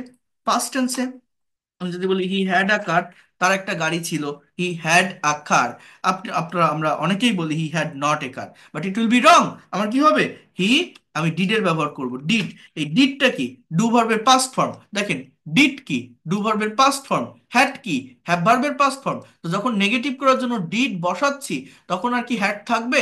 এটা প্রেজেন্ট ফর্মে চলে আসবে। আমি যখন বলছি আই ওয়েন্ট টু স্কুল, আমি স্কুলে গিয়েছিলাম, আমি স্কুলে যাইনি, আই ডিডেন্ট। আর ওয়েন্ট বলি, ডিড বসালে কি বলি? গো বলি, ওয়েন্টটা প্রেজেন্ট ফর্মে চলে যায়। আই স্পোক ইংলিশ, আমি ইংরেজি বলেছিলাম, আই ডিডেন্ট স্পিক ইংলিশ, আমি বলিনি। অর্থাৎ ডিড ব্যবহার করলে মেইন ভার্বটার পাস্ট ফর্মে থাকে না, প্রেজেন্ট ফর্মে চলে আসে। তো হ্যাড পাস্ট ফর্মের ভার্ব। তো আমি যখন বলছি আই হ্যাড আ কার, আমার একটা গাড়ি আছে, তাহলে I didn't, D I D N T, I didn't have a car. Had এর প্রেজেন্ট ফর্ম কি? হ্যাভ। হ্যাজ এর প্রেজেন্ট ফর্ম কি? হ্যাভ। সো এইভাবে এই বিষয়গুলোকে লিখতে হয় বা মেনটেন করতে হয়। এই যে হ্যাড নট দেই, হ্যাজ নট দেই, হ্যাভ নট আমরা বসাই, এটা কিন্তু একটা বড় একটা মিস্টেক বা ভুল। কারণ আমাকে বুঝতে হবে এগুলো জাস্ট পাস্ট ইনডিফিনিট টেন্স, এটা প্রেজেন্ট ইনডিফিনিট টেন্স। আবার অনেকে আমরা এই জায়গাটাতেও ভুল করি, যেমন দেখেন, এই হ্যাভ হ্যাজ হ্যাড থাকা অর্থেও বসে। থাকা অর্থ মানে কি জানেন? যেমন দেখেন, আহ আমি যদি বলি যে আমি এখন ঢাকায় আছি, আমি এখন ঢাকায় আছি, ইংলিশটা কেমন জানেন? আই, দেখেন, আই অ্যাম ইন ঢাকা নাও। আমি এখন ঢাকায় আছি, এই অ্যাম এর মানে থাকা, আবার অ্যাম এর মানে হওয়া, আবার এই হ্যাভ এর মানে কি? থাকা। কিন্তু পার্থক্যটা কি? এই যে অ্যাম ইজ আর অজয়ার, এর মানে হচ্ছে সাবজেক্ট নিজে কিছু হয় বা নিজে কোন একটা জায়গায় থাকে। আর এই হ্যাভ হ্যাজ হ্যাড এর মানে হচ্ছে সাবজেক্টের অধিকারে বা মালিকানায় কোনো কিছু থাকে। অর্থাৎ বোঝেন, এই হ্যাড মানে কি? হ্যাড মানে ছিল। আবার আমি যদি বলি অজ অয়ার, এই অজ অয়ার মানে কি? এর মানেও ছিল। এখন আমি যদি বলি আমার একটা আমার একটা কুকুর ছিল। এখন আপনি জানেন যে ওয়াজ এর মানে ছিল। সো আপনি যদি বলেন আই ওয়াজ আ ডগ, এইটা বলে আপনি ওইটা প্রকাশ করলেন যে আমার একটা কুকুর ছিল, এটা কি কারেক্ট হবে? আই ওয়াজ এ ডগ এর মানে হয়ে যায় আমি একটা কুকুর ছিলাম। তাহলে আমার একটা কুকুর ছিল, আই হ্যাড আ ডগ আপনাকে বলতে হবে। আবার আপনি যদি বলেন আমি একজন শিক্ষক ছিলাম, এখানে আপনি যদি বলেন আই হ্যাড আ টিচার, এর মানে কি আমি একজন শিক্ষক ছিলাম? এর মানে কি আমার একজন শিক্ষক ছিল। তাহলে আমি একজন শিক্ষক ছিলাম কি হবে? I was a teacher. অর্থাৎ সাবজেক্ট নিজে কিছু ছিল, নিজে কিছু হয়েছিল বা নিজে কোনো একটা জায়গায় ছিল, সাবজেক্ট নিজে কোনো কিছু ছিল বা হয়েছিল, কোনো একটা জায়গায় ছিল। অ্যাম ইজ আর অজয়, সাবজেক্টের অধিকারে বা মালিকানায় কোনো কিছু আছে বা ছিল, হ্যাভ হ্যাজ হ্যাড। এই পার্থক্যগুলো আমাদেরকে বুঝতে হবে বা জানতে হবে। বা এই যে যেটা যেটা আমি বললাম যে he has a car, he doesn't have a car, he had a car, he didn't have a car, এগুলো কিন্তু খুবই বেসিক, খুবই সিম্পল গ্রামাটিক্যাল থিংস। বাট প্রচুর ব্যবহার করতে হয় আমাদের, কিন্তু আমাদের অনেকেরই অনেক ভালো ইংরেজি জানা সত্ত্বেও এই বিষয়গুলো সম্পর্কে ক্লিয়ার কনসেপ্ট না থাকার কারণে, ভালো ধারণা না থাকার কারণে ইংলিশে সিম্পল একটা কথা বলতে গেলে, সেন্টেন্স বলতে গেলেও সে প্রবলেম ফেস করে, কনফিউশন ফেস করে। এটা হয় না? কনফিউশন ফেস করেন না আপনারা? বলেন তো, যে কথাটা আমি বলছি। আমার কথা কি বুঝতে পারছেন কেউ? শোনা যায় আমাকে? আনমিউট করেন।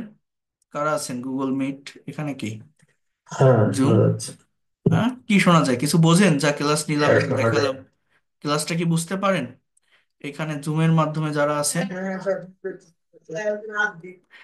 তো যে কথাটা আমি আপনাদেরকে বলছি, দেখি জুমে কারা আছে, এদেরকে দেখা যাচ্ছে না কেন? ও, সরি। হ্যাঁ, এখান থেকে বলেন। এই যে বিষয়গুলো আমি দেখালাম, বুঝতে পারছেন যে কথাটা আমি বলছি? এগুলো খুবই জি, বেসিক জি, ঠিক, বুঝতে জি পারছি। স্যার, বুঝতে এদের পেরেছি। সম্পর্কে আমাদের জি, বুঝতে অনেকেরই পারছি। ক্লিয়ার একটা কনসেপ্ট থাকে না। তো এখন কি একটু ধারণা হয়েছে আপনাদের এই be verb, do verb, have verb সম্পর্কে? বি জি জি verb, sir. Do verb and have verb. তো এই বিষয়গুলো আমাদেরকে জানতে হবে। এই বিষয়গুলোকে আমাদের ভালোভাবে নেওয়ার চেষ্টা করতে হবে।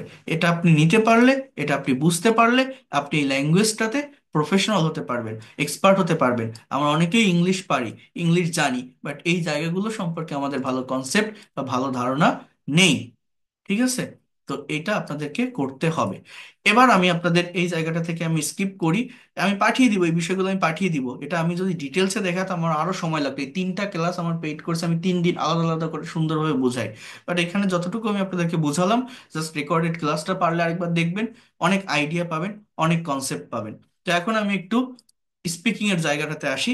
ইংলিশে যারা কথা বলতে পারেন না, যারা স্পিকিং করতে পারেন না, বারবার একটা জায়গার উপর আমি ফোকাস দিয়েছি বা কথা বলেছি, সেটা হচ্ছে প্যাসেজ অ্যানালাইসিস করতে হবে, টপিকের উপর প্রেজেন্টেশন দিতে হবে। তাহলে দ্রুত আপনি স্পিকিং এর এই জায়গাটাকে কভার করতে পারবেন।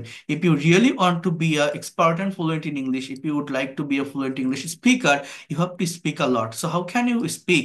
You can speak on different kinds of topic. When you are going to analyze these different kinds of topic, you will get so many information about new sentences, new vocabulary, as well as writing formation. So how can you do that? I'll show you just now. আর একটা কথা বলে রাখি, আহ, যারা আমাদের paid batch already শুরু হয়ে গেছে, just 2টা ক্লাস হয়েছে, যারা এখনো পর্যন্ত ভর্তি হতে চান তারা হতে পারবেন। আগামীকালকে পেইড কোর্সের ক্লাস আছে রাত 9:30টায়। এই ফ্রি ক্লাসগুলো কিন্তু আর থাকবে না আগামীকাল থেকে। পেইড কোর্সের ক্লাস শুরু হয়ে গেছে আমাদের অলরেডি। যারা 2টা ক্লাস মিস করেছেন, আমি রেকর্ডেড দিয়ে দিব, আপনারা দেখে নিতে পারবেন। বাট যারা এখনো পর্যন্ত ভর্তি হতে চান, আপনারা জানাবেন। 2,000 টাকা কোর্স ফি। আমি আবারও বলছি, জাস্ট 1,000 টাকা অ্যাডভান্স করেও ক্লাস শুরু করতে পারবেন। সপ্তাহে 4 দিন ক্লাস, রবি মঙ্গল বৃহস্পতি শুক্র, 1 ঘন্টা ক্লাস টাইম, 3 মাসের কোর্স। 3 মাসের ভিতর কাভার করতে না পারলে আপনি আরো সময় পাবেন, এটা আমি বলে দিয়েছি। আর আমি কিভাবে বোঝাই, কতটা পরিশ্রম করে পড়াই, এটা তো আপনারা যারা ক্লাস করেন বা করছেন তারা জানেন, তারা দেখতেছেন।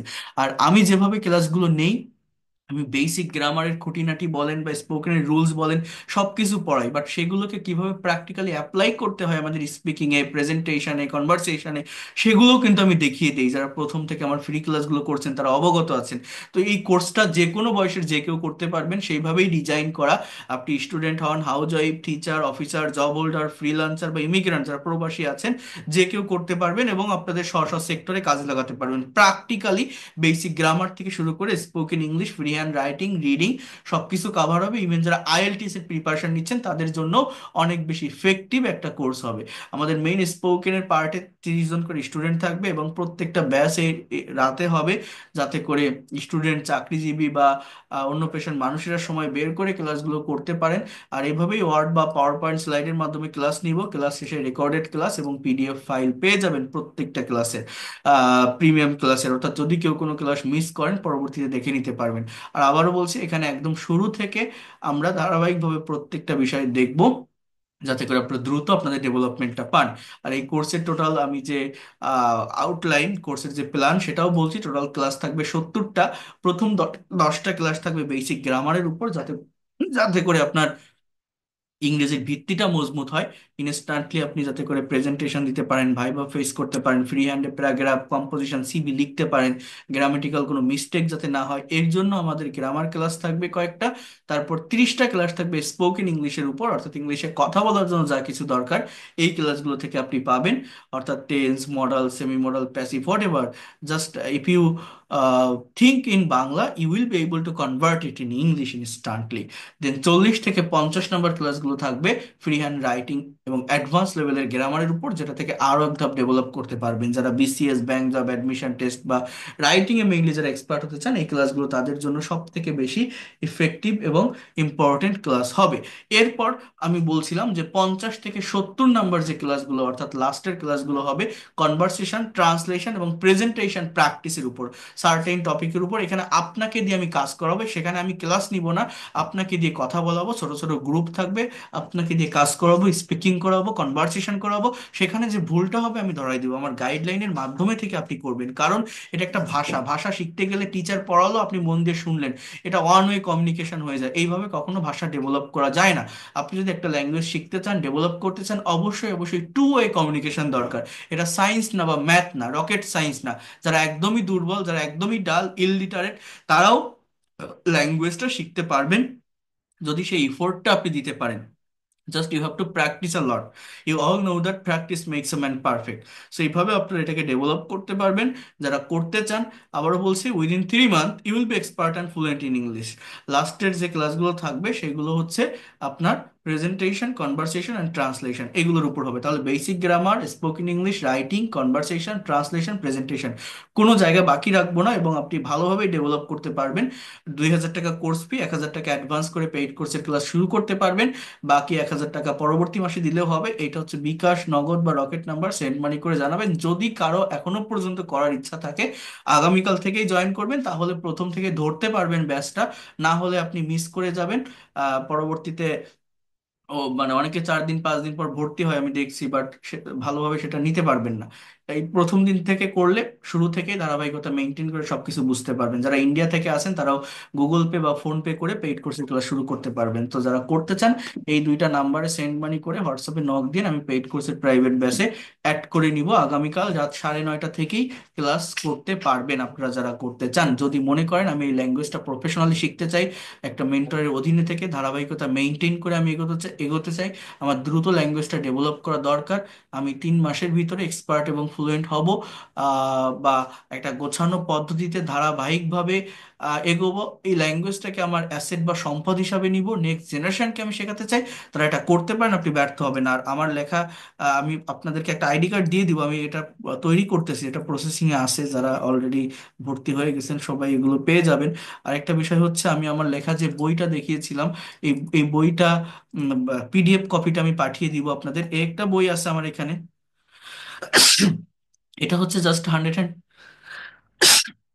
120 স্পোকেন রুলস অ্যান্ড স্ট্রাকচারের উপর লেখা। আরেকটা বই হচ্ছে এইখানে ছিল, জাস্ট ওইটা মিনিট, এই যে ইংলিশ ফর ক্যারিয়ার। সো এখানেও আপনার এই পার্টগুলো সবই আছে, এটার পিডিএফ ফাইল পাঠিয়ে দিব। যারা পেইড কোর্সে আসবেন, যারা এসেছেন, আমি গ্রুপে প্রোভাইড করবো আজকের ক্লাসের পরেই। সবগুলো বিষয় আপনারা এখান থেকে পাবেন ধারাবাহিকভাবে ডেভেলপ করার জন্য ল্যাঙ্গুয়েজটাকে। আরেকটা বই হচ্ছে, সেটা আমি আপনাদেরকে দেখিয়েছিলাম, সেটা হচ্ছে আমার লেখা একটা বই। এটা অফলাইনে আপনারা অর্ডার করতে পারেন, হার্ড কপি যদি নিতে চান। এটা বড় একটা বই, 400 পেজের, grammar, vocabulary, pronunciation, reading, writing, আমি যেভাবে ক্লাস নেই, যেভাবে পড়াই, প্রত্যেকটা বিষয় এখানে ইন ডিটেলসে লেখা আছে। এখানে বইয়ের কন্টেন্ট গুলো দেখলে আপনারা বুঝতে পারবেন যে how can you start learning English, concept of pronunciation, then part of speech, gender, number and case, practical use of preposition, conjugation of verb, practical use of tense, part 1 part 2, এই যে আজকে যেটা পড়ালাম, do verb, be verb, have verb, এগুলো details ব্যবহার আছে, modal, semi modal, auxiliary verb.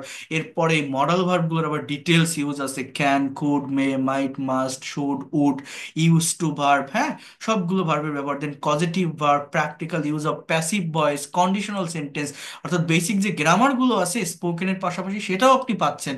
Use of article, then it and there এর ব্যবহার, how to say time in English, 30+ sentences practice with on verb, 60+ spoken rules and structure practice, প্রচুর স্পোকেনের rules and structure আছে। Most important vocabulary for spoken English, idiom and phrase, proverbs, how to give a presentation in English, presentation দেওয়ার ওয়েটা কি, সিস্টেমটা কি, বা কিভাবে ভালো একটা প্রেজেন্টেশন শুরু করতে হয় টিচার্স বা অফিসে, এগুলো সব এই বইতে, বড় একটা বই দেখেন 300 পেজ এটা। দেন আইএলটিএস এর কিউকার টপিকের উপর কিভাবে স্পিকিং করবেন, বাংলা থেকে ইংলিশে কিভাবে কনভারসেশন প্র্যাকটিস করবেন, বা ইংলিশ থেকে বাংলা প্যাসেজ রিডিং আছে, ইভেন রাইটিং এর জন্য কিভাবে একটা অ্যাপ্লিকেশন লিখবেন, একটা চিঠি লিখবেন, একটা ইমেইল কিভাবে লিখবেন, প্যারাগ্রাফ কিভাবে আপনি সহজে লিখতে পারেন, কম্পোজিশন রাইটিংটা কিভাবে করতে হয়, বা যারা কমপ্লিটিং স্টোরি এবং সিভি লিখতে চান সেটা কিভাবে লিখবেন। অর্থাৎ একের ভিতর সবকিছু আপনি পাবেন, এবং এটা অনেক সহজ এবং সাবলীল ভাষায় আমার নিজের হাতে লেখা। এবং আপনারা এটা যদি পড়েন, আমি এতটুকু বলতে পারি, এটা আপনার জীবনের একটা বড় সম্পদ হবে, আপনার নেক্সট জেনারেশনকেও আপনি এটা পড়াতে পারবেন। সেইভাবেই আমি এটা তৈরি করেছি। আর আমি কিভাবে বুঝাই, কিভাবে লেকচার দেই, এটা তো আপনারা দেখছেন, আমার ভিতর থেকে যা যা কিছু আছে সেইভাবেই আমি সবকিছু প্রোভাইড করার চেষ্টা করি। এই বইটার প্রাইস হচ্ছে 400 টাকা, আমি ওয়েবসাইটে লিংক দিয়ে দিব, আপনারা সেখান থেকে অর্ডার করতে পারবেন। ডেলিভারি চার্জ সহ ঢাকার ভিতরে 500 টাকা, আর ঢাকার বাইরে 530 টাকা লাগবে। এটা আপনারা অর্ডার করলে বাংলাদেশের যে কোনো প্রান্তে 2 থেকে 3 দিনের ভিতর পেয়ে যাবেন। এটা যারা পেইড কোর্সের স্টুডেন্ট না তারাও নিতে পারেন, কারণ প্রচুর বই সেল হচ্ছে, আজকে অনেকগুলো কপি চলে গেছে। তো যাই হোক, এটা হচ্ছে মেইন বিষয়। আর যারা পেইড কোর্সে আসবেন তারা তো আমার গাইডলাইনের ভিতর থাকতে পারবেন, সবকিছুই পাবেন এখানে। জাস্ট 1,000 টাকা অ্যাডভান্স করে পেইড কোর্সের ক্লাস শুরু করতে পারবেন। এটা হচ্ছে মেইন কথা। যারা করতে চান জানাবেন, আমি আপনাদেরকে অ্যাড করে নিব। তো এখন আমি একটা, ইভেন আমি এটাও দেখিয়েছি যে কিভাবে আমি কিন্তু প্রত্যেকটা স্টুডেন্টকে আবার one to one speaking test নেই, অর্থাৎ অফলাইনের একটা কোর্সের থেকেও আপনি বেটার কিছু এখান থেকে পাবেন। আমি এতটুকু বলতে পারি, সেভাবেই আমি আপনাদেরকে পড়াবো। ইনশাআল্লাহ you will be expert and fluent in English within very short time. এখানে আমি এই কনভারসেশন গুলো কিন্তু নিয়ে থাকি, অর্থাৎ আপনি কতটুকু ডেভেলপ করতে পারছেন আপনার স্পিকিং এর জায়গাটা, স্পিকিং এর লেভেলটা। এইটা, এই টেস্টটা আমি আপনাদের কাছ থেকে নিব, এবং আপনারা এটা দিতে পারবেন। ঠিক আছে, এটা Dictionary হচ্ছে book মেইন for বিষয়। my এইভাবে favorite. আপনারা স্পিকিং টেস্টটাও দিতে This পারবেন। is তো written by যেটা বলছি এটাই যে Sunil একটা অফলাইনের Chট্টোপাধ্যায়. কোর্সের থেকেও বেটার কিছু আপনারা এই জায়গাটা থেকে পাবেন। হ্যাঁ, সেইভাবেই সবকিছু পড়াবো। আরেকটা কথা তো বললামই যে প্রত্যেকটা ক্লাসে রেকর্ড থাকবে, পিডিএফ ফাইল থাকবে, দ্রুত ডেভেলপ করতে পারবেন। তো যারা এখনো পর্যন্ত ভর্তি হতে চান জানাবেন, আমি অ্যাড করে নিব। আগামীকাল থেকেই শুরু করতে পারবেন, একদম শুরু থেকে ধারাবাহিকতা মেনটেন করে, কারণ আগামীকালকের পর এই ফ্রি ক্লাসগুলো আর আমি নিব না, আমার এখানে আর হবে না আপাতত, কারণ এখানে আর স্টুডেন্ট থাকতেছে না তেমন। এখানে যারা আছেন মোস্ট অফ দ্য স্টুডেন্ট আমার পেইড ব্যাচের, এখানে 59 জন দেখতেছি, আর এখানে আপনার কত 39 জন, তো 138 জন ভর্তি হয়েছে আমার পেইড ব্যাচে। তো আর থাকে কোথায় বাইরের স্টুডেন্ট? এই জন্য আমি আর ফ্রি ক্লাস কি জন্য নিব আমাকে বলেন। বেশিরভাগ স্টুডেন্ট হয়তো 10 জন 15 জন থাকবে যারা শুধু ফ্রি ক্লাস করে যাচ্ছে। তো যারা ফ্রি ক্লাসে আসেন, যদি পারেন আহ, ভর্তি হয়ে যাবেন, তাহলে আপনি ধারাবাহিকভাবে within 3 month you'll be expert and fluent in English. কারণ এই ক্লাসগুলো, আজকে 8টা ক্লাস নিলাম, এবং এই 8টা ক্লাসে কতগুলো বিষয় পড়িয়েছি, যারা যারা প্রথম থেকে ধারাবাহিকতা মেনটেন করে ক্লাস করছেন তারা বলতে পারবেন, তারা জানেন। তো আমি যদি এখানে আরো এটা কন্টিনিউ করতে থাকি, আমার এদিক থেকে আমার নতুন অনেক স্টুডেন্ট চলে আসতেছে হোয়াটসঅ্যাপে, তারা নক দিচ্ছে, বলতেছে মাঝখান দিয়ে বুঝতেছি না, প্রথম থেকে নেন, এই সমস্যাটা হয়। তো এই জন্য বলছি, যারা করতে চান শুরু থেকে ধারাবাহিকতা মেনটেন করে পেইড কোর্সে আসবেন, তাহলে একটা না, একদম 70টা ক্লাস থাকবে আপনার জন্য। এবং 70টা ক্লাসের প্রয়োজন হয় না, আপনি 35 থেকে 40টা ক্লাস করবেন। যদি আপনি ইংলিশ এক্সপার্ট এবং ফ্লুয়েন্ট হতে না পারেন, তখন আপনি আমাকে বলবেন, এবং সেটা ধারাবাহিকতা মেনটেন করে অনেক সুন্দরভাবে অর্গানাইজ ওয়েতে আমি আপনাদের নিব, আপনারা করতে পারবেন। তো দেখেন, আহ, এখানে একটা টপিক আছে যে লেইজার অর পাস টাইম। হ্যাঁ, মনে করেন আপনার একটা এক্সামিনার আপনাকে কোশ্চেন করলো যে what's your idea about leisure. Leisure মানে কি জানেন? অবসর সময়। মানে এটা আইএলটিএস এর খুবই কমন একটা টপিক স্পিকিং এর জন্য, যে আপনি আপনার অবসর সময়, আপনার আপনার লেইজার টাইম আপনি কি করেন বা কিভাবে সেটাকে স্পেন্ড করেন। এটার উপরে কয়েকটা কোশ্চেন আছে, এই কোশ্চেন গুলো ধরে আপনাকে অ্যান্সার করতে হবে যে what's your idea about leisure, how do village and city people spend their leisure? What are the common sports and pastimes? What do you know about the late winter activities of the people?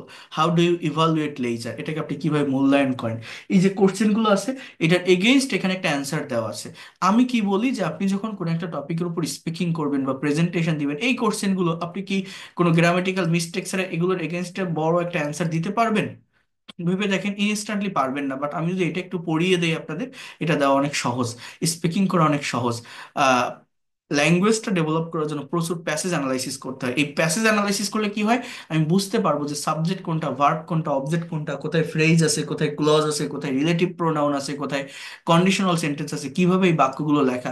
তাহলে আমি যখন নিজের মতো করে কথা বলবো সেটা কিভাবে বলবো। আর এটা প্যাসেজ পড়লে রিডিং স্পিড বাড়ে, প্রোনাউন্সিয়েশন ক্লিয়ার হয়, ভোকাবুলারি ডেভেলপমেন্ট আসে, রাইটিং এর ফরমেশন বোঝা যায়। অর্থাৎ রিডিং, রাইটিং, স্পিকিং সব কিছু এই প্যাসেজ অ্যানালাইসিস থেকে কভার করা সম্ভব। হয়তো একটু টাইম লাগে, বাট এখানে যদি আপনি সময় দিতে পারেন আপনি ইংলিশে প্রফেশনাল হতে পারবেন। এবং আমার প্রত্যেকটা স্টুডেন্টকে আমি এটা করাই, এবং এটা আপনাদের করতে হবে যদি আপনি মনে করেন সত্যিকার অর্থে ইংরেজি শিখতে চান। শর্টকাট ওয়েতে এটা প্লাস এটা এই যে হাজারো স্ট্রাকচার হয়, আপনি ইংলিশে এক্সপার্ট হতে পারবেন দ্রুত। এগুলো শিখে কোনো লাভ হয় না, বুঝতে পারছেন? ইংলিশ শিখতে গেলে প্রফেশনালি শিখতে হবে, যাতে করে আপনি সব সেক্টরে এটাকে কাজে লাগাতে পারেন। যেমন এখানে যে টপিকটা আছে দেখেন, ইংলিশে কথা বলা কতটা সহজ। আমি একবার এটা পড়ি, তারপর আপনাদের এই কোশ্চেন গুলো দেখালে আপনার মনে হবে যে না, আমিও তো এই টপিকের উপর কথা বলতে পারি, আমিও তো স্পিকিং করতে পারি। কেন সেটা মনে হবে? জাস্ট একবার একটু আগে এটা দেখেন। যারা থাকছেন জাস্ট একটু লাস্ট পর্যন্ত থাকার চেষ্টা করেন, আমি দেখাই। এখানে বলছে leisure is the period which is spent at one's own will. বলছে অবসর হচ্ছে একটা সময় যেটা কাটানো হয়, যেটা পার করা হয় একজনের নিজের ইচ্ছায়।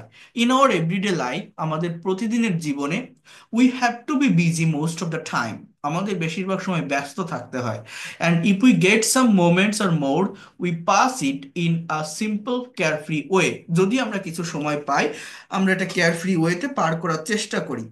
We don't do anything serious in our leisure, আমরা আমাদের অবসর সময়ে কোনো সিরিয়াস কাজ করি না। এবার দেখেন কি বলছে, people living in village and সিটিজ। এখানে এতটুকু ধরেই কিন্তু আমার সাবজেক্টের অংশ। অনেকে মনে করে কি লিভিংটা ভার্ব বা কোনো কন্টিনিউয়াস টেন্স, বাট না, এইখানে মেইন ভার্ব হচ্ছে স্পেন্ট। অর্থাৎ বাংলাটা এরকম যে গ্রামে এবং শহরে বাস করা লোকজন স্পেন্ড দ্যাট লেজার ডিফারেন্টলি, তাদের অবসর সময়টা কাটায় ভিন্নভাবে, ডিফারেন্টলি।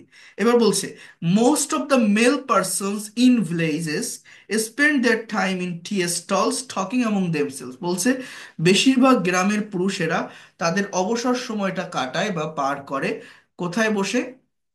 চায়ের দোকানে বসে, এবং একজন আরেকজনের সঙ্গে কথা বলে, গল্প করে, টকিং অ্যামং দেমসেলস। আমি আপনাদের বুঝাই দিচ্ছি যে কিভাবে আপনারা স্পিকিং করবেন বা প্রেজেন্টেশন দিবেন, জাস্ট একটু এটাকে দেখেন ধৈর্য ধরে। এরপর বলছে female persons gather in on place, মহিলারা এক জায়গায় জড়ো হয়। গ্যাদার মানে জড়ো হওয়া, সাবজেক্ট কি? ফিমেল পার্সনস, ভার্ব কি? গ্যাদার, জড়ো হওয়া। Talk frankly and try to help each other, একজন আরেকজনের সঙ্গে কথা বলে এবং সাহায্য করার চেষ্টা করে। বাট ইন সিটিজ, কিন্তু শহরে, people usually watch television, they visit zoos, parks, and other remarkable places. Sometimes people spend their leisure with sports and pastimes, rowing boats, swimming, playing, and enjoying various games and sports like football, cricket are very much common. Again, using computer, listening to music, attending concerts, seminar, gardening are very familiar pastimes. Above all, people of both cities and villages enjoy the natural beauties. They came into contact with nature for refreshing their mind. The enchanting beauty, here you can see, of the late winter stimulates people. They travel in the midst of various fragrant flowers. I spend my leisure with my friends. We do different types of creative activities. Actually, leisure refreshes our mind and soothe ourselves greatly. So, এই যে একটা topic আপনারা দেখছেন, এই প্যাসেজটা যদি আপনি দুইবার, তিনবার, চারবার রিড আউট করেন, করার পর এই কোশ্চেনগুলোর যদি অ্যান্সার করার চেষ্টা করেন, সেটা কিভাবে করবেন? যেমন দেখেন এখানে ফার্স্ট কোশ্চেনটা আছে, what's your idea about leisure. আমি যদি একটু লিখে দেখাই আপনাদের বুঝতে সুবিধা হবে কিভাবে একটা কোশ্চেনের এগেইনস্টে আপনি অ্যান্সার তৈরি করবেন বা উত্তর দিবেন। দেখেন ওয়েটা কি বলছে, অবসর সম্পর্কে আপনার ধারণাটা কি, আপনার আইডিয়াটা কি। সো আপনি কি বলতে পারেন এখানে, দেখেন কিভাবে অ্যান্সারটা করতে হয়। আপনি এরকম বলতে পারেন, লেজার ইজ আ পিরিয়ড, অর্থাৎ অবসর হচ্ছে একটা সময়, একটা time, which is spent, which is SPENT, spent, is plus V3, এটা প্যাসিভ ভয়েস, প্রেজেন্ট ইনডিফিনিট টেন্সে, যেটি কাটানো হয়, যেটি পার করা হয়, যেটি অতিক্রম করা হয়। At ওনস, sorry, at one's own will, অর্থাৎ একজনের নিজের ইচ্ছায়, এরকম আপনি এটা বলতে পারেন। অথবা একটা কথাই কিন্তু বিভিন্ন ওয়েতে বলা যায়, প্রাফেস করা যায়, বিভিন্নভাবে এটা ডেফিনেশন দেওয়া যায়। যেমন আপনি এরকম এমনও বলতে পারেন, হোয়েন পিপল, হোয়েন পিপল, যখন মানুষ, গেট মানে পায়, some period times and moments from their daily life. When people get some free times and moments from their daily life, from their daily routine, it is called, এটাকে বলা হয় is plus V three, leisure. এভাবেও কিন্তু আপনি একটা definition দিতে পারেন। অথবা আপনি এটাও বলতে পারেন, leisure is a time where people get some free time from their daily routine। এইভাবে আপনি মনে করেন এই কোশ্চেনের একটা অ্যান্সার আপনি দিলেন। এইবার কি বলছে দেখেন, এটাও একটা টপিক সেন্টেন্স। এইবার দেখেন এইগুলো করলে কি হয়, রাইটিংটা ক্লিয়ার হয় অ্যাজ ওয়েল এজ স্পিকিংও ক্লিয়ার হয়ে যায়। যেমন দেখেন, how do village and city people spend their leisure. তাহলে আমার সাবজেক্ট কি, যেভাবে সেন্টেন্স থাকে, কোশ্চেন থাকে, সেভাবে উত্তর করতে হয়। সাবজেক্ট কি, ভিলেজ অ্যান্ড সিটি পিপল। এবার ডু আছে, অর্থাৎ এটা প্রেজেন্ট ইনডিফিনিট টেন্সে লেখা। তাহলে সাবজেক্ট আপনি লেখেন, প্রথমে একটা কমন সেন্টেন্স লিখবেন। দেখেন ইংলিশে কথা বলা কতটা সহজ। একটা কমন সেন্টেন্স লেখেন যে village and city people spend their leisure differently।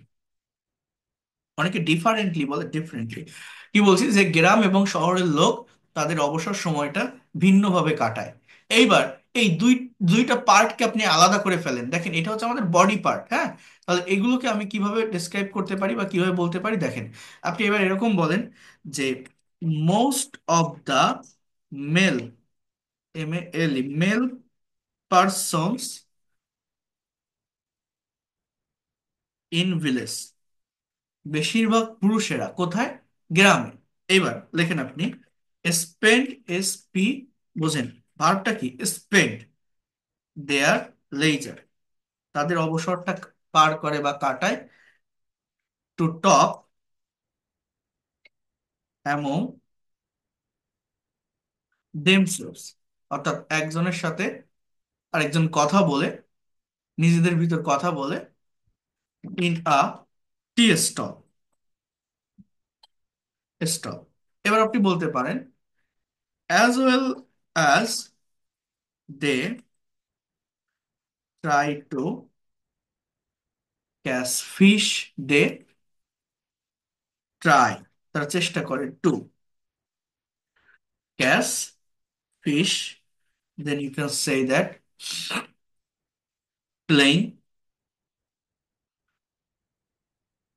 they try to catch fish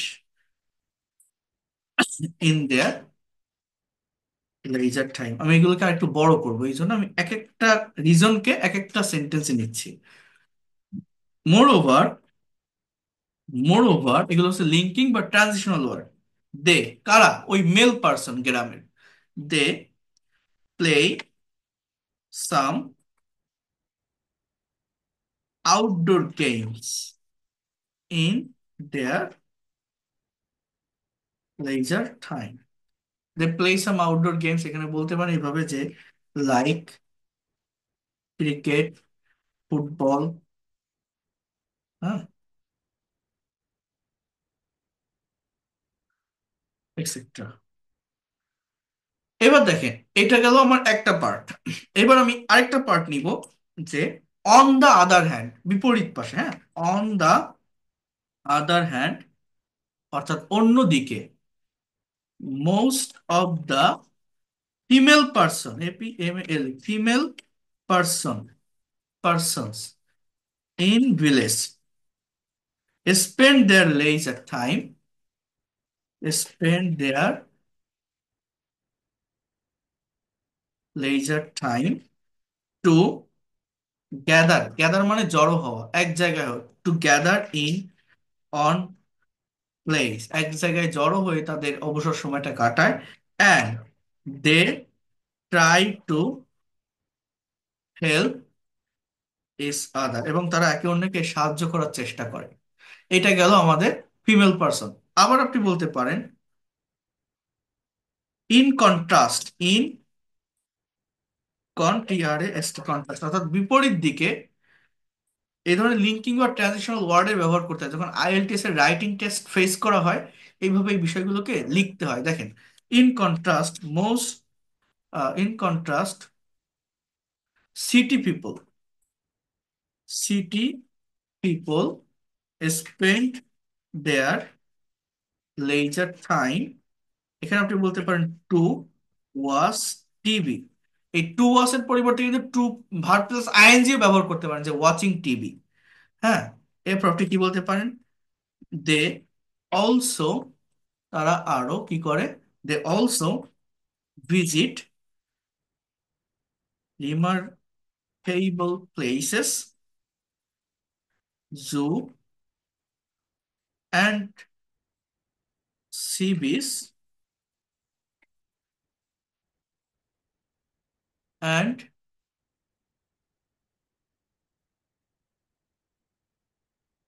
etcetera দিই, হ্যাঁ।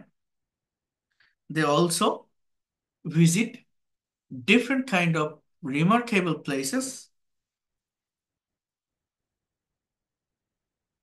different kinds of remarkable places, zoo, sea beach, etc. এটা আমি দিলাম। অলসো, এখানে আপনি আরো বলতে পারেন যে moreover city people play some indoor game like chess, ludo, etc. in their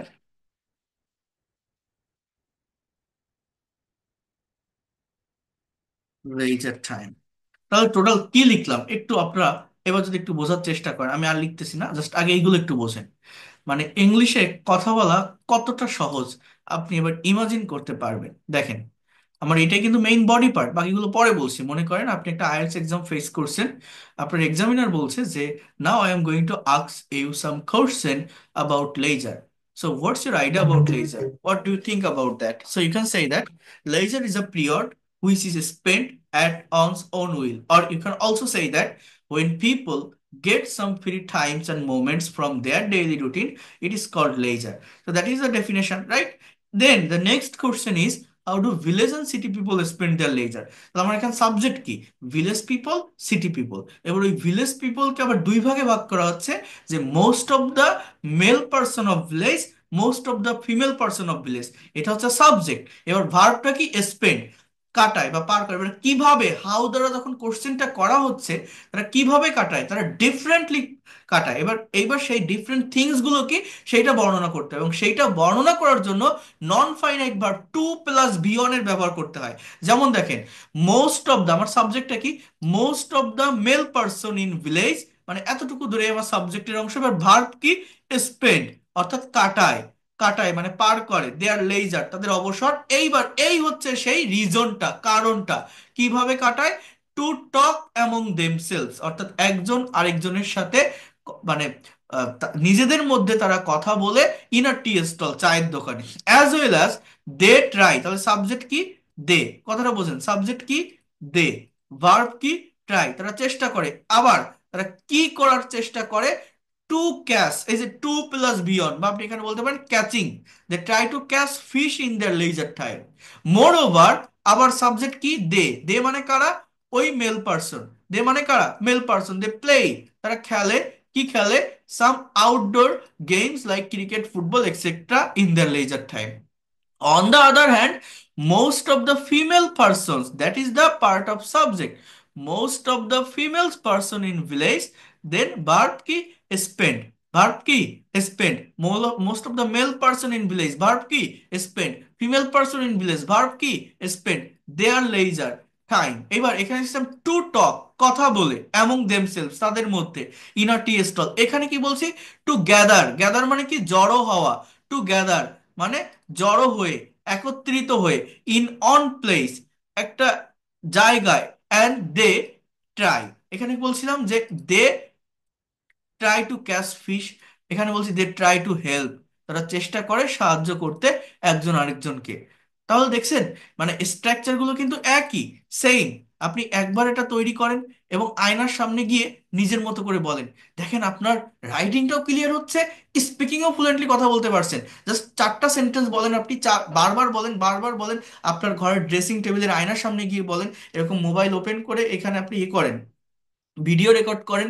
দেখবেন একবার যে কথা বলতে পারবে, একবার কথা বলা শুরু করেন, আপনি নিজের ভিতরে একটা কনফিডেন্ট পাবেন, পরের বার আবার বলতে ইচ্ছা করবে, একটা প্লেজার চলে আসবে।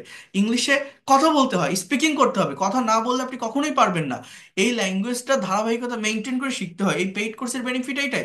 আপনি যদি ওয়ার্ড না পারেন, আপনি সেন্টেন্স পারবেন না, সেন্টেন্স না পারলে টেন্স পারবেন না, টেন্স না পারলে ভয়েস পারবেন না। তো ল্যাঙ্গুয়েজটা ডেভেলপ করার আগে এইটা আমাকে জানতে হবে, মাথায় রাখতে হবে, যে আমি কোন টপিকের পর কোন টপিক পড়বো, কোন টপিকের পর কোন টপিক শিখবো, কোন টপিকের সাথে কোন টপিক কানেক্টেড বা রিলেটেড, কোনটার পর কোনটা পড়লে আমি দ্রুত বা ডে বাই ডে এই ল্যাঙ্গুয়েজটাকে ডেভেলপ করতে পারবো। That is the most important things. এবং আমি কিন্তু সেইভাবেই শিখাই। আদারওয়াইজ আপনি আজকে আমার কাছে ক্লাস করছেন, কালকে আরেক জায়গায় করলেন, পরের দিন ফেসবুক পেজে ক্লাস দেখলেন, তারপরের দিন ইউটিউব চ্যানেলে দেখলেন। নিজেকে প্রশ্ন করে দেখেন, বিভিন্ন জায়গা থেকে দেখতে থাকলে আপনার দিন, মাস, বছর যেতে থাকবে, আপনিও শিখে যাবেন, ওই শেখাটা শেষ নামাতে পারবেন না, নিজের ভিতরে কনফিডেন্ট পাবেন না। এই জন্যই একটা টিচার বা মেন্টরের অধীনে থেকে শিখতে হয়। আর ছোট ছোট রুলস প্র্যাকটিস করে কখনো ডেভেলপ করা যায় না। এই যেটা আমি লিখলাম, কি লিখলাম, আপনি 5বার এই 4টা লাইন বলেন, যে most village and city people spend the leisure time differently, একটা বাক্য। দ্বিতীয় বাক্য কি বললাম, most of the male person in village spend their leisure to talk among themselves in a tea stall. Most of the male person in village spend their leisure to talk among themselves in a tea stall, as well as they try to catch fish, as well as they try to play some outdoor games like football, cricket, etc. in their leisure time. কি বললাম, as well as they try to catch fish, they try to play some outdoor games like cricket, football in their leisure time. On the other hand, most of the female person spend their leisure time to gather in one place, they try to help each other, to gather in one place, they try to help each other। শেষ। এবার city people তারা কিভাবে কাটায়, city people spend their leisure time to watch TV, অথবা এখানে বলতে পারেন watching TV, তারা টিভি দেখে সময় কাটায় তাদের অবসর সময়টা। They also visit different kinds of remarkable places, zoo, sea beach, etcetera in their leisure time. Moreover city people play some indoor game like chess, ludo, etcetera in their leisure time. তাহলে কি এটা বলা সম্ভব না যে most of the male person of village spend their time talking among themselves in the tea stall, female person spend their time gathering on place and they try to help each other. শেষ। Most of the city people spend their time to watch TV, as well as most of the city people spend their time visiting remarkable places, zoo, sea beach, etcetera, as well as they play some indoor game in their leisure time. একবার একটু ভাবেন তো, এই কথাগুলো খুব কঠিন? Just city people spend, village people spend, male person spend, female person spend, and how they spend to talk among themselves, they spend to to help each other. They spend to play some outdoor game, they spend to watch tv, they spend to visit remarkable places। Just subject and ভার্বের পর আপনি একটা 2+V আনেন। এবং এইখানে যে সেন্টেন্সগুলো আমি লিখছি, এগুলো কি কোনো হার্ড সেন্টেন্স? এখানে কি কোনো হার্ড ভোকাবুলারি আছে যেগুলো আপনি জানেন না, যেটা আপনার অজানা? না। ভোকাবুলারি মেজর ফ্যাক্ট না। অনেকে মনে করে আমার ভোকাবুলারি সম্পর্কে ক্লিয়ার কনসেপ্ট নেই, আমি ভোকাবুলারি ভালো জানি না, তাই ইংলিশে কথা বলতে পারি না। বাট এইটা না, মেইন কথা হচ্ছে আপনি চেষ্টা করেন না, আপনি চর্চা করেন না, আপনি এইভাবে প্র্যাকটিস করেন না। এই যে জিনিসটা আমি দেখাচ্ছি, এটা আপনি হাজার হাজার টাকা খরচ করে একটা অফলাইনের কোর্সে ভর্তি হন, 20,000 25,000 টাকা খরচ করে আইএলটিএস এর, আপনি কোথাও পাবেন না। ইউটিউব চ্যানেলে আপনি হাজারটা ক্লাস সার্চ দেন, এটা পাবেন না, কারণ এইভাবে কেউ দেখায় না। কারণ এটা অনেক কঠিন জিনিস। এই যে আমি যেটা আপনাদের করাচ্ছি না, এটা অনেক টিচাররা পারে, জানে, প্যাসেজ অ্যানালাইসিস করতে পারে, কিন্তু আরেকজনকে পড়ায় দেওয়া, আরেকজনকে বুঝাই দেওয়ার ক্ষমতা সবার থাকে না। কারণ এই যে আমি এখন আপনাদের এটা করাচ্ছি, আমার কিন্তু ব্রেনে প্রেশার পড়ছে, এটা পড়াতে গেলেও কষ্ট হয়, এটা সবাই পড়ায়ও না, পড়াতে পারে না। আমি যদি ছোট একটা সিম্পল কোনো টপিক পড়াতাম, আমি যদি আপনাকে এইগুলো পড়াতাম, যে ফিল লাইকের ব্যবহার শিখতেছি আমরা আজকে, আমার কফি খেতে ইচ্ছা করছে, I feel like taking a cup of coffee, আমার পাখির মতো উড়তে ইচ্ছা করছে, I feel like flying like a bird. এগুলো আপনাদের মনে তো কত সুন্দর ইংরেজি ইংরেজি শিখতেছি, এটা আমারও পড়াতে কষ্ট হতো না। কিন্তু এই যে জিনিসটা আমি করালাম এখন, বা যেটা আপনাদেরকে করাচ্ছি, এটা কিন্তু একটা টিচারেরও আরেকজনকে বুঝাতে বা আরেকজনকে করাতে কষ্ট হয়, পরিশ্রম হয়। এটা অতটা সহজ না, এটা সবাই পারে না। পারে কিন্তু করে না, দেখায় না। আর এটা না করলে, এটা না দেখালে ইংলিশে প্রফেশনাল হওয়া যায় না, এক্সপার্ট হওয়া যায় না। কিন্তু আপনি যদি সত্যিকার অর্থে ল্যাঙ্গুয়েজটা ডেভেলপ করতে চান, এগুলোকে ফলো করতে হবে, এগুলো ফলো করেই সামনের দিকে এগোতে হবে। কেউ কি আমার কথা বুঝতে পারছেন? কারো কি মনে হয় না এই কথাগুলো বলছে এটা সত্যি এবং দরকার এগুলো ডেভেলপ করা, বা এইভাবেই শিখলে ল্যাঙ্গুয়েজটাকে প্রফেশনালি শেখা যায়, এরকম মনে হয়? বলেন তো, যারা আছেন, স্যার যারা মনে দেখতেছেন। মনে হয় স্যার, মনে হ্যাঁ? মনে হয় স্যার। শর্টকাট কোনো ওয়ে আছে? নেই। না স্যার। এটাই হচ্ছে মেইন বিষয়, বুঝতে পারছেন? আমরা এই জায়গায় হাত দেই না, এই বিষয়গুলো দেখি না। অনেকে বলে আমি রাইটিং শিখতে চাই, অনেকে বলে আমি রাইটিং পারি, স্পিকিং শিখতে চাই। আপনি যদি এইভাবে করেন, আপনার কোন জায়গাটা বাকি থাকে বলেন তো? আপনার ভোকাবুলারি, আপনার রাইটিং, আপনার স্পিকিং, আপনার রিডিং, সবকিছু একসাথে ডেভেলপ করা সম্ভব। কি করলে? প্যাসেজ অ্যানালাইসিস করলে। ইংলিশ ল্যাঙ্গুয়েজ কঠিন না, আমরা নিজেরাই কঠিন করে ফেলি, আমরা সহজ পদ্ধতিতে এগোই না। কিন্তু মেইন ওয়েটা কি প্র্যাকটিসের? আমি আবারও বলছি, সত্যিকার অর্থে যদি প্রফেশনাল হতে চান, আপনাকে এগুলো দেখতে হবে। আর এভাবে করতে পারলে এই ল্যাঙ্গুয়েজটাকে নিজের অ্যাসেট বা সম্পদ হিসেবে নিতে পারবেন। এই যে পড়াই দিয়ে গেলাম, আপনার মনে থাকবে আমার কথা, যে এরকম একটা লোক ছিল, এইভাবে বলছিল এই ল্যাঙ্গুয়েজটার কথা বা এইভাবে শিখিয়েছিল। তো যদি মনে হয় আপনার এক্সপার্ট হওয়া দরকার, ফ্লুয়েন্ট হওয়া দরকার, আপনি পেইড কোর্সে আসতে পারেন। আমি এতটুকু বলতে পারি, খুব কম সময়ের ভিতর ডেভেলপ করবেন। যারা এখনো আসেননি, যারা ভর্তি হননি, এখানে তো বেশিরভাগই আমার ভর্তিকৃত স্টুডেন্ট আছেন মনে হচ্ছে, যারা ক্লাস করছেন পেইড কোর্সে, তাই না? ভর্তি হয়েছেন পেইড কোর্সে, তা আছেন এখন নাকি চলে গেছেন? হ্যাঁ, কারা আছেন? এনিওন? প্রথম দিকে তো অনেক 11 বেশি। তারিখ থেকে যে ক্লাসটা শুরু হয়েছে ওটা কি এখন ভর্তি হলে হ্যাঁ। সমস্যা আছে স্যার? না, ওটায় ভর্তি হতে পারবেন এখন, আমি তো সেটাই বলতেছি। ওটায় ভর্তি হতে পারবেন এখান থেকে। যারা আমার পেইড ব্যাচের স্টুডেন্ট, তারা এখানে আছেন কেউ এখন আর? বলেন তো। জি স্যার, আমি আছেন? আছি। বাহ, ধন্যবাদ। যারা ক্লাস করছেন অনেক ভালো।